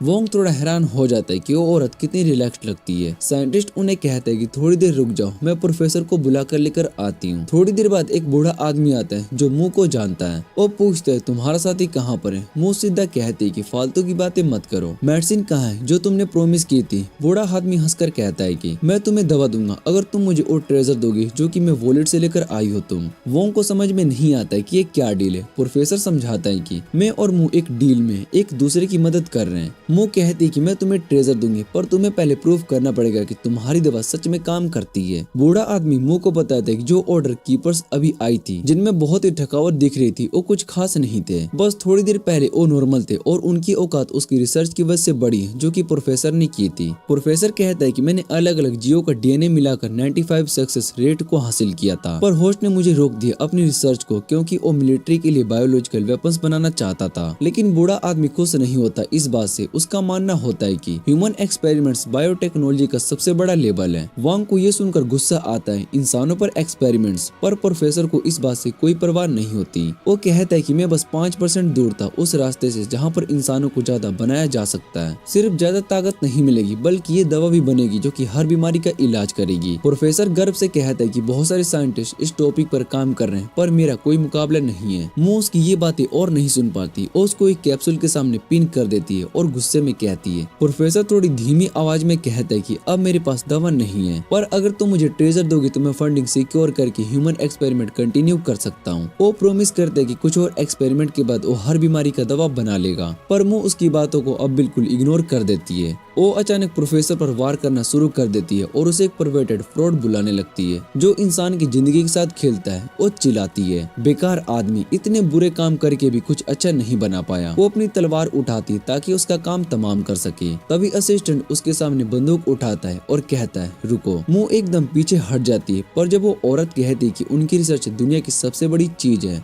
और मुंह जैसे गरीब लोग इस बात को नहीं समझ सकते तो मुंह उसे भी धक्का मार देती है। वो दोनों को गालियां देने लगती है जैसे अभी उनके साथ डील कर रही थी और वैंग से कहते कि मेरे साथ मिलकर इस लैब को तबाह करो। लेकिन तभी वैंग को अजीब सी फीलिंग होती है कि अब कुछ अजीब सा बिहेव करने लगता है और वैंग मुंह को वॉर्न करने से पहले टेलीपोर्ट हो जाता है स्पेस में। मुंह हैरान होती है कि वो कहां पर गायब हो गया, पर फिर भी वो अकेला ही आगे बढ़ने का फैसला करती है। प्रोफेसर उससे कहता है कि अपना लैब मत तोड़ना, ये कई सालों की मेहनत है। मुंह उसको कहती है तो तुम इसके साथ ही मर जाओ। दूसरी तरफ वैंग खुद को स्पेस रूम में पाता है। क्यूब उससे फिर से बात करने लगते हैं क्योंकि अब उसने ऑब्सिडियम क्यूब की एनर्जी एब्जॉर्ब कर ली है। वैंग को क्यूब की आवाजें सुनकर बहुत ही खुशी होती है। फिर वो देखते है कि स्पेस रूम का साइज बहुत ही एक्सपेंड हो चुका है। क्यूब कहता है कि अब तुम हर 2 मिनट में 2 बार टेलीपोर्ट हो जाओगे और तुम्हारा रेंज भी बढ़कर 30 मीटर हो गया है। वोंग अपने टेलीपोर्टेशन से इतना पावरफुल हो गया कि वो अपने डबल से भारी चीजें भी लेकर जा सकता है। उसकी सुपर सेंस की रेंज भी काफी बढ़ गई होती है। तभी वो क्यूब उसे बताता है कि उसके पास एक नई स्किल आ गई है, डिवाइन बेस्टो। इस स्किल से वो जो पावर जेम्स को एब्जॉर्ब करता है वो उसे दूसरों को भी ट्रांसफर कर सकता है, सिर्फ खुद के लिए नहीं। फिर क्यूब उसको टेलीपोर्ट करते हुए बाहर लेकर जाता है और वोंग को अपना बैलेंस मेंटेन करना मुश्किल लग रहा होता है। दूसरी तरफ मुंह लैब के बाहर स्टोर रूम में बंद हुए क्रिएचर्स को आजाद कर रही होती है। तभी 3 ऑर्डर कीपर्स वहाँ पर आ जाते हैं और उसको ढूंढने के लिए, लेकिन अचानक बैट मॉन्स्टर अटैक कर देते हैं। सब पहले तो पैनिक करते हैं, लेकिन वो लोग जो कि पहले स्ट्रेंज पिल्स ले चुके थे उनमें से एक नॉर्मी लड़का फायर पावर यूज करता है और बैट मॉन्स्टर को आग लगा देता है। मोमी काफी पैरानॉइड होती है, हर चीज को लेकर हमेशा अलर्ट रहती है। बेल्डी तो अपनी जिंदगी से ज्यादा पावर के चक्कर में अपना दिमाग खो बैठा है। नॉर्मी सबको बोलता है कि उसके पास नए पावर्स हैं, इसलिए वो मॉन्स्टर को इजीली हराएंगे। सब उसके पीछे चलने के लिए तैयार हो जाते हैं, लेकिन तभी एक मॉन्स्टर ऊपर से उन पर जंप कर देता है। नॉर्मी के पास अपने आप को बचाने का टाइम नहीं होता और लिजार्ड डॉग हाइब्रिड मॉन्स्टर उसको तुरंत मार देता है। गार्ड्स मॉन्स्टर पर गोली चलाते हैं, लेकिन मॉन्स्टर की मोटी स्किन से गोली बाउंस हो जाती है। वो वॉल पर चढ़ जाता है और गार्ड को अपनी जान से पकड़ने की कोशिश करता है। तभी मोमी अपनी व्हिप से मॉन्स्टर को रोक देती है और वो सबको खींचकर अपनी तरफ ले आती है और बेल्डी पूरी ताकत से अटैक करता है, मॉन्स्टर में छेद कर देता है। मुंह जब आगे बढ़ती है तो रास्ते में डेड एंड आ जाता है। वो सोचती है कि शायद से उसका मैप गलत है। तभी पीछे से उस पर कोई अटैक कर देता है। लकी है कि मुंह अपनी क्विक रिफ्लेक्स से अटैक को रोक लेती है और देखती कि वो 2 ऑर्डर कीपर्स होते हैं जो कि नोटिस करते कि उन्हें मॉन्स्टर फाइट में थोड़ी सी चोट लगी होती है, तो थोड़ा मजाक भी कर देती है। सोचा था कि तुम लोग ज्यादा स्ट्रगल करोगे। मोमी को ये बात पसंद नहीं आती, वो गुस्से में आकर अटैक कर देती है। वो सब अटैक्स को ब्लॉक कर लेता है और फिर क्लोज जाकर काउंटर अटैक करने लगता है, लेकिन व्हिप वाली औरत अपने नाइफ निकाल लेती है और दोनों बाहर फाइट करने लगते हैं। वो एक दूसरे को थोड़ा मारते हैं पर ज्यादा डैमेज नहीं होता। फिर विप वाली औरत समहाउ मू के हाथ को फंसा लेती है और इलेक्ट्रिक करंट से उसको थोड़ी देर के लिए पैरालाइज कर देती है। अपनी अपॉर्चुनिटी पर ब्रैडली तेज स्पीड से मुंह पर फुल पावर से पंच मार देती है। मुंह समहाउ सरवाइव कर लेती है। एकदम डॉलर स्टोर वन पंच में जैसे फीलिंग आती है। फिर मॉमी उसको जमीन पर स्लैम कर देती है। ब्रैडली उसके पास जाता है उसे फिनिश करने के लिए, लेकिन वो औरत उससे कहती है कि चाहे तुम्हारा मोटिवेशन कुछ भी हो, अब तुम नहीं कर सकती हो। लेकिन विप वाली मम्मी मुंह को थैंक्स कहती है कि उसने प्रोफेसर का सामना किया, क्योंकि वो उन सभी को कितना तकलीफ दिया था। जब वो लोग छोटे थे तो उसने उन्हें अपने पास रखा था और टेस्ट सब्जेक्ट बना दिया था। मो कहते कि उनका बुरा पास्ट उनके बुरे कर्मों को जस्टिफाई नहीं करता, लेकिन विप मम्मी को इस बात की कोई परवाह नहीं होती। वो डिसाइड करती कि मो को जल्दी से खत्म करना होगा। वो बेल्डी को ऑर्डर देती है कि मो को मार डालो, लेकिन तभी अचानक टाइम एक पल के लिए फ्रीज हो जाता है, क्योंकि वैंग वापस जमीन पर आ जाता है। उसका टेलीपोर्ट करने का एनर्जी इतना स्ट्रॉन्ग होता है कि बेल्डी हवा में उछल जाता है और विप मम्मी भी शॉक हो जाती है। उसको समझ में नहीं आता है कि ये क्या हो रहा है। वैंग धीरे धीरे नीचे उतरता है। उसकी बॉडी से एनर्जी निकल रही होती है और उसे रियलाइज होता है कि वो बिल्कुल सही टाइम पर वापस आ गया। मू वैंग को देखकर खुश होती है, लेकिन थोड़ी देर में उस पर गुस्सा भी करती है कि इतनी देर पहले उसे क्यों छोड़कर चला गया। तभी वैंग कुछ मॉन्स्टर को उनकी तरफ आते हुए देखता है और मुंह को कहता है कि पीछे मुड़कर देखने को। जब मुंह मोड़ती है तो वो दो लिजार्ड डॉग्स उसको अपनी तरफ आते हुए देखकर पैनिक हो जाते हैं। वैंग बस उनका हाथ पकड़ लेता है और विप वाली लड़की सायरा को बाय बोलती है। जब वो दोनों टेलीपोर्ट करते हैं, सायरा बिल्कुल हिल जाती है। तभी दो मॉन्स्टर उस पर साथ में अटैक करते हैं। वैंग और मुस्वेर तक पहुंच जाते हैं। वहाँ मुंह वैंग से पूछती है ये कैसे किया। वैंग हल्का सा स्माइल करता है और कहता है ट्रेड सिगरेट। फिर वो कहता है कि अब हमें यहाँ से निकलना चाहिए। मुंह एग्री करती है और कहती है जब वो उसके घर सेफली पहुँच जाएंगे तो उसे एक स्पेशल बोनस मिलेगा। लेकिन तभी ऑर्डर कीपर का बॉस वहाँ पर आता है और कहता है कि वो लोग यहाँ से नहीं जाएंगे। वैंग थोड़ा परेशान होता है क्योंकि उसे पता नहीं चला कि वो आदमी कैसे आ गया। फिर क्यूब उसकी चिंता बढ़ाता है, कहता है कि उस आदमी का पावर लेवल बहुत ही हाई है। पता चलता है कि उस आदमी को लेकर जानती है और उससे पूछती है कि तुम यहाँ पर कैसे हो। लेकर जवाब देता है कि वो जानता है कि वो सोचती है कि वो भी किसी असासिनेशन मिशन पर अबोर्ड है और उसको गलत इन्फॉर्मेशन दे रहा था। वो कहता है कि 2 महीने पहले जब उसे पता लगा कि उसकी ऑर्गेनाइजेशन की इन्फॉर्मेशन चोरी हो रही है तो वो बहुत ही एक्साइटेड हुआ था, सोच के कि उसका सामना एक बहुत ही स्किल्ड फाइटर से होगा। लेकिन अब वो डिसअपॉइंटेड है क्योंकि उसको बच्चों से लड़ना पड़ेगा। फिर वो वैंग की तरफ बढ़ता है और उसकी स्पीड ऐसी लगती है कि जैसे वो हर स्टेप से टेलीपोर्ट कर रहा हो। मुंह डर के मारे फ्रोजन हो जाती है, अपनी तलवार पकड़े खड़ी रहती है। वैंग लीकर को देखता है और कहता है कि उसका पावर लेवल तेजी से बढ़ रहा होता है। लीकर कहता है कि वैंग और मू अभी उसके वक्त के लायक नहीं है, पर अगर दोनों अच्छी ट्रेनिंग ले तो वो ग्रो कर सकते हैं। लीकर कहता है कि उन बेवकूफों से कई बेहतर है। वो उन्हें हराता है और फिर ऑफर करता है कि वो उन्हें अपनी टीम में ले लेगा। धीरे धीरे अपना हाथ मुंह की तरफ बढ़ाता है, जो कि इतनी डर गई होती कि हिल भी नहीं पा रही होती है। तभी वैंग उसका हाथ पकड़ लेता है और मुंह को उसकी होश में लाता है। लीकर गुस्से में पूछता है कि तू क्या चाहता है यार, और बिना किसी वार्निंग के वैंग उस पर अटैक कर देता है। लीकर अपनी स्पीड से वोंग को पीछे ढकेल देता है, पर जब लीकर की स्लेव फट जाती है तो वोंग देखता है कि उसकी नाइफ उसके लोहे जैसे स्किन को टक्कर नहीं दे पाई। लीकर अपना हाथ एक बैटल एक्स में डाल देता है और वोंग पर जोर से स्विंग करता है। वोंग बस डोज कर पाता है और धीरे धीरे पीछे हटने लगता है, जहां उसका पोजीशन अनकंफर्टेबल हो जाता है। लीकर सोचता है कि अब फिनिशिंग बो मारेगा। तभी मुंह इस मौके का फायदा उठाकर उसके पीछे से अटैक करने की कोशिश करती है, लेकिन लीकर अपना एल्बो उठा कर देता है और आसानी से उसके अटैक को रोक लेता है। मुंह फिर से अपने एल्बो फिक्स करता है और वोंग को एक किक मारकर दूर कर देता है। वो मुंह की तरफ बढ़ता है, लेकिन तभी वैंग उसके पीछे टेलीपोर्ट करता है और उसके फेस पर किक मार देता है। लीकर इस अटैक से बहुत ही सरप्राइज हो जाता है, पर एक पल में अपना कंट्रोल वापस ले लेता है। वो वैंग का पैर पकड़कर उसे तेजी से घुमाता है और फिर जोर से दीवार से टकरा देता है। फिर अपने हाथ को स्पाइक्स में डालकर उसे छुड़ाने की कोशिश करता है, पर मुंह एक चाकू फेंक कर उसका ध्यान भटकाती है। उसके बाद वो तेजी से उसके पीछे जाकर अटैक करती है, लेकिन लीकर उसकी मूव को पहले से प्रिडिक्ट कर लेता है और डोज कर लेता है। तभी वैंग खुद उठता है और अपने टेलीपोर्टेशन स्किल का यूज करते हुए लीकर पर अपना अनप्रेडिक्टेबल अटैक बरसाता है। वो उसके फेस को चोट पहुंचाने में कामयाब होता है और लीकर पीछे हट जाता है। समझ जाता है कि उसने दोनों बच्चों को अंडर एस्टिमेट किया था। मू वोंग से पूछती है क्या हम जीत सकते हैं अगर हम साथ में लड़ते हैं तो। वैंग कहता है कि अगर हम भागे तो शायद से बच पाएंगे। फिर वो क्यूब को कहता है कि अपनी नई स्किल डिवाइन बिस्टो का यूज करें और जेम स्टोन की एनर्जी को चाकू में ट्रांसफर करें। क्यूब बताता है कि चाकू को सिर्फ 25% 100% एनर्जी मिलेगी और फेल होने के चांसेस भी बढ़ जाएंगे और वैंग अपनी स्किल को यूज नहीं कर पाएगा जब तक कि क्यूब चाकू को इंशेंट कर रहा होगा। पर वैंग अपने प्लान पर कायम रहता है। तभी लिकर वैंग को खोया हुआ देखकर जोर से उस पर दौड़ता है और एक भयंकर पंच मार देता है। वैंग घुटनों के बल गिर जाता है और अपना चाकू खो देता है, पर उस वक्त टेलीपोर्ट करके स्पेस रूम में चला जाता है। मो उसका कवर लेने के लिए आती है और लिकर पर अटैक करती है, पर लिकर आसानी से उसके अटैक को हटा देता है। अचानक वैंग उससे कहते कि डक और अपनी फुल स्ट्रेंथ से लिकर को किक मारने की कोशिश करता है, पर इसका कोई फायदा नहीं होता क्योंकि लिकर उसका पैर पकड़ लेता है और जोर से जमीन पर गिरा देता है। मो पीछे से अटैक करती है लेकिन लिकर उसको रोक लेता है, फिर उसके पेट पर किक मारता है और सीधा पानी में फेंक देता है। फिर वो वैंग की तरफ मुड़ता है जो कि अभी तक उठने की कोशिश कर रहा होता है और उसको जोर से धक्का देके दूर भगा देता है। लिकर वैंग से पूछते है कि अब तुम अपनी स्पेशल टेक्निक्स क्यों नहीं यूज कर पा रहे हो। वैंग चुप रहता है क्योंकि वही तो उसकी सबसे बड़ी ताकत थी।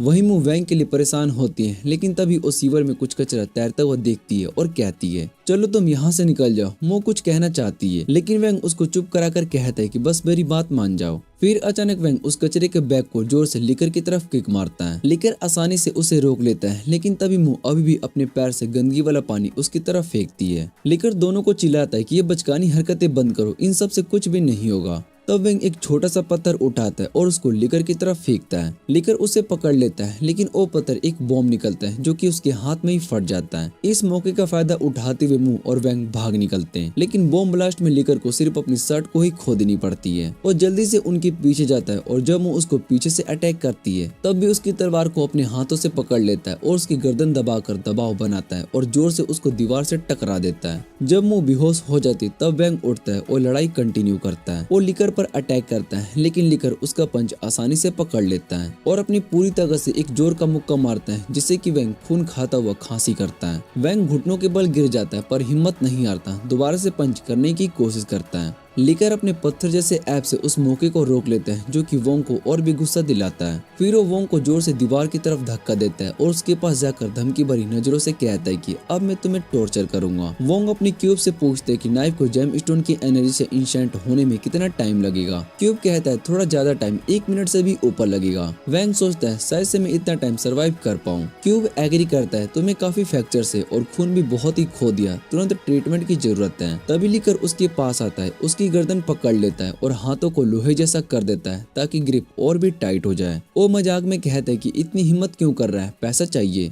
मुंह चाहिए या बस कुछ पॉइंट्स कमाकर हीरो बनना चाहता है। फिर लेकर अपना दूसरा हाथ एक्स में बदल लेता है और वैंग से पूछता है कि कौन सा हिस्सा तुम्हारा सबसे कम मिस होगा, क्योंकि मैं वही काट दूंगा। वैंग धीरे धीरे बेहोश होने लगता है। उसका आखिरी ख्याल अपनी गर्लफ्रेंड याओ के बारे में ही होता है। फिर उसका बॉडी लिम्प कर देता है और वो खून की खांसी करता है, जो कि लिकर को खुश कर देता है। लेकिन जब लिकर सिर्फ वैंग को टॉर्चर करने में बिजी था, तब मुंह चुपके से उसके पीछे आ गई थी और अपनी तलवार उसके सीने में घुसा दी, एक फटल स्ट्राइक। लिकर वैंग को छोड़ देता है, जो कि थोड़ी देर में होश में आता है और मुंह से पूछता है तुम यहाँ पर क्यों, तुम्हें तो भाग जाना चाहिए था। मुंह दौड़ती हुई कहती कि मैं तुम्हें यहाँ पर अकेला नहीं छोड़ सकती थी। तब क्यों वैंग को इन्फॉर्म करता है कि लिकर का बॉडी अभी भी नॉर्मल काम कर रहा है। छाती में घुसने के बाद भी वैंग समझ जाता है कि लिकर असल में जिंदा इंजर्ड नहीं है और तुरंत मुंह को वॉर्न करता है। इस वजह से मुंह उस बूढ़े चालाकी भरे अटैक से बच जाती है। लिकर जब उस पर अटैक करता है तो मुंह हर अटैक को तेजी से ब्लॉक करके बचती निकलती है, लेकिन लिकर अपने हाथों से एक एनर्जी ब्लास्ट छोड़ता है, जो कि मुंह को गिराने में कामयाब हो जाता है। वोंग मुंह के लिए बहुत ही वॉरिड होता है, पर लिकर चिल्लाता है ये लड़की बेवकूफ थी, जो कि मेरे जैसे ऑर्डर कीपर को चैलेंज कर बैठी। जैसे एडवांस टेक्नोलॉजी और दरवाजों की वजह से और भी स्ट्रॉन्ग बनाया गया है। फिर वो अपनी सीने से तलवार निकालता है और कहता है कि तुम फेल हो गई, पर तुम्हारी कोशिश काबिल तारीफ है, इसलिए मैं तुम्हें तुम्हारी इस तलवार से मारूंगा। तभी क्यों वैंग को बताता है कि नाइफ अब एक रेयर ग्रेड वेपन बन चुका है, जिसमें आइस एलिमेंटल डैमेज है। वैंग खुश हो जाता है और उठने लगता है। वो सोचता है कि अपने पावरफुल वेपन से अब सिचुएशन बदल सकता है, लेकिन जैसे ही वो नाइफ को समन करता है, क्यों बताता है कि इंशेंटमेंट फेल हो गया है और नाइफ 15 सेकंड में ही फटने वाला है। वैंग पैनिक में आ जाता है। क्यूब कहता है कि नाइफ को तुरंत डिस्कार्ड करो और दूर रहो, पर फिर वैंग के दिमाग में एक आइडिया आता है, इस बम को कैसे यूज करें। वो लिकर की तरफ दौड़ता है और उस पर स्टैब करने की कोशिश करता है, लेकिन बूढ़ा आदमी अपने हाथ से नाइफ को रोक लेता है। लिकर गुस्से में कहता है कि तुम अभी तक कुछ भी नहीं सीखे, और बिना किसी रोक टोक के वैंग को एक जोर का पंच मार देता है, जिससे कि वैंग दूर जाकर उछल जाता है। मुंह तुरंत वैंग के पास दौड़ती है, उसकी चिंता करती है। लिकर अपनी बकवास जारी रखता है, दोनों कितने बेवकूफ हैं। फिर वो नाइफ अपने हाथ से निकालता है और उसी वक्त नाइफ फट जाता है। उस एक्सप्लोजन के साथ आसपास का सब कुछ आइस में जम जाता है। वैंग देखता है कि लिकर आइस की जेल में बंद है। वो खुश होता है, सोचता है कि अब जीत उनकी, लेकिन तब आइस में से दरार आने लगती है, स्टीम निकलने लगती है। क्यू वैंग को बताता है कि लिकर का पावर लेवल 500 क्रॉस कर गया और वो अभी और बढ़ता जा रहा है। वैंग समझ जाता है कि अगर लिकर आइस की जेल से बाहर आ गया तो सब कुछ खत्म हो जाएगा। वो तुरंत मुंह से कहता है कि भागो। जैसे ही वो दोनों भागते हैं, सीवर का स्ट्रक्चर लिकर की तेज पावर की वजह से गिरने लगता है। जल्दी वो दोनों ड्रेनेज आउटलेट तक पहुंच जाते हैं। वैंग मुंह से कहता है कि तुम पहले भाग जा। मुंह मना कर देती है, मैं तुझे यहाँ पर अकेला नहीं छोड़ सकती, मुझे किसी का इतना बड़ा फेवर देना पसंद नहीं।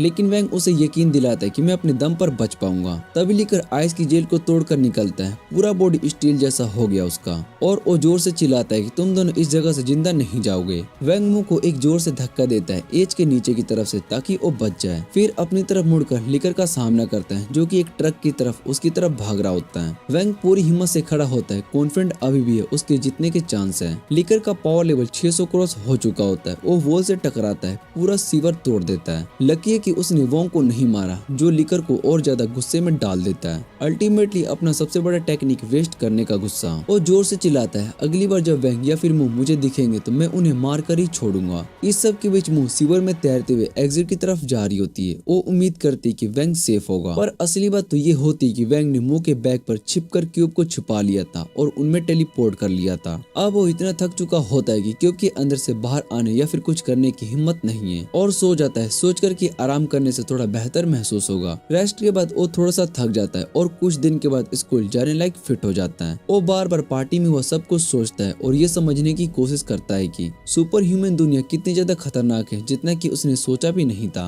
लेकिन जिंदगी को इतना रिस्क लेने के बाद भी उसके पास अभी तक याओ या फिर जिन के बारे में कोई क्लू नहीं है। वो सोचता है कि अब क्या करे। फिर अचानक वो खुद एक कॉन्फ्रेंस रूम में पाता है, जहाँ मुंह और उसके गार्ड खुद उसका इंतजार कर रहे होते हैं। गार्ड उसे एक कार्ड देता है, एक सुपर ह्यूमन आइडेंटिटी कार्ड। मुंह उससे पूछती है तो इतना क्या सोच रहा है। अब वैंग समझता है कि मुंह ने उसे स्कूल से बाहर खींचा और यहाँ पर ले आया, और उसे उसके सुपर ह्यूमन आइडेंटिटी कार्ड और एक कंपटीशन के बारे में बताती है, जो कि जल्दी होने वाला है। वैंग का दिमाग पहले से स्ट्रेस में था, तो ये इन्फॉर्मेशन उसके लिए ज्यादा हो गई और वो थोड़ी देर के लिए जोन आउट हो गया। फिर वो अपनी कन्फेशन मुंह को बताता है और मुंह कहती है कि तुम अपना टाइम ले, समझ ले सब, लेकिन मुझे एक सवाल का जवाब चाहिए, क्या तू कंपटीशन में ज्वाइन करेगा। वैंग को समझ में नहीं आता है कि अच्छा क्या है, तो मुंह एक बटन प्रेस करती है और एक हाईटेक ट्रेनिंग सेंटर दिखाती है, जो उसे कंपटीशन के लिए तैयार करेगा। वो कहती है कि मैंने तुझे अपनी टीम में चुन लिया है। लेकिन वैंग तुरंत मना कर देता है, मेरे पास कुछ ज्यादा जरूरी काम नहीं है। वो पहले से जानती कि वैंग अपनी गर्लफ्रेंड को ढूंढना चाहता है, तो वो उससे कहती कि अगर तू कंपटीशन लेगा तो मैं तुझे फ्री में कुछ इन्फो दूंगी। फिर मुंह बताती है कि जिन वो लड़का है जिसे याओ ने ले गया है, 43 यार्ड वर्ल्ड कंपटीशन के MVP था। ये बात सुनते ही वोंग का पूरा ध्यान उसकी तरफ चला जाता है। मुंह कहती है कि जिन बहुत ही पावरफुल है और छुपने में एक्सपर्ट है, इसलिए कोई उसे अकेला नहीं ढूंढ सकता।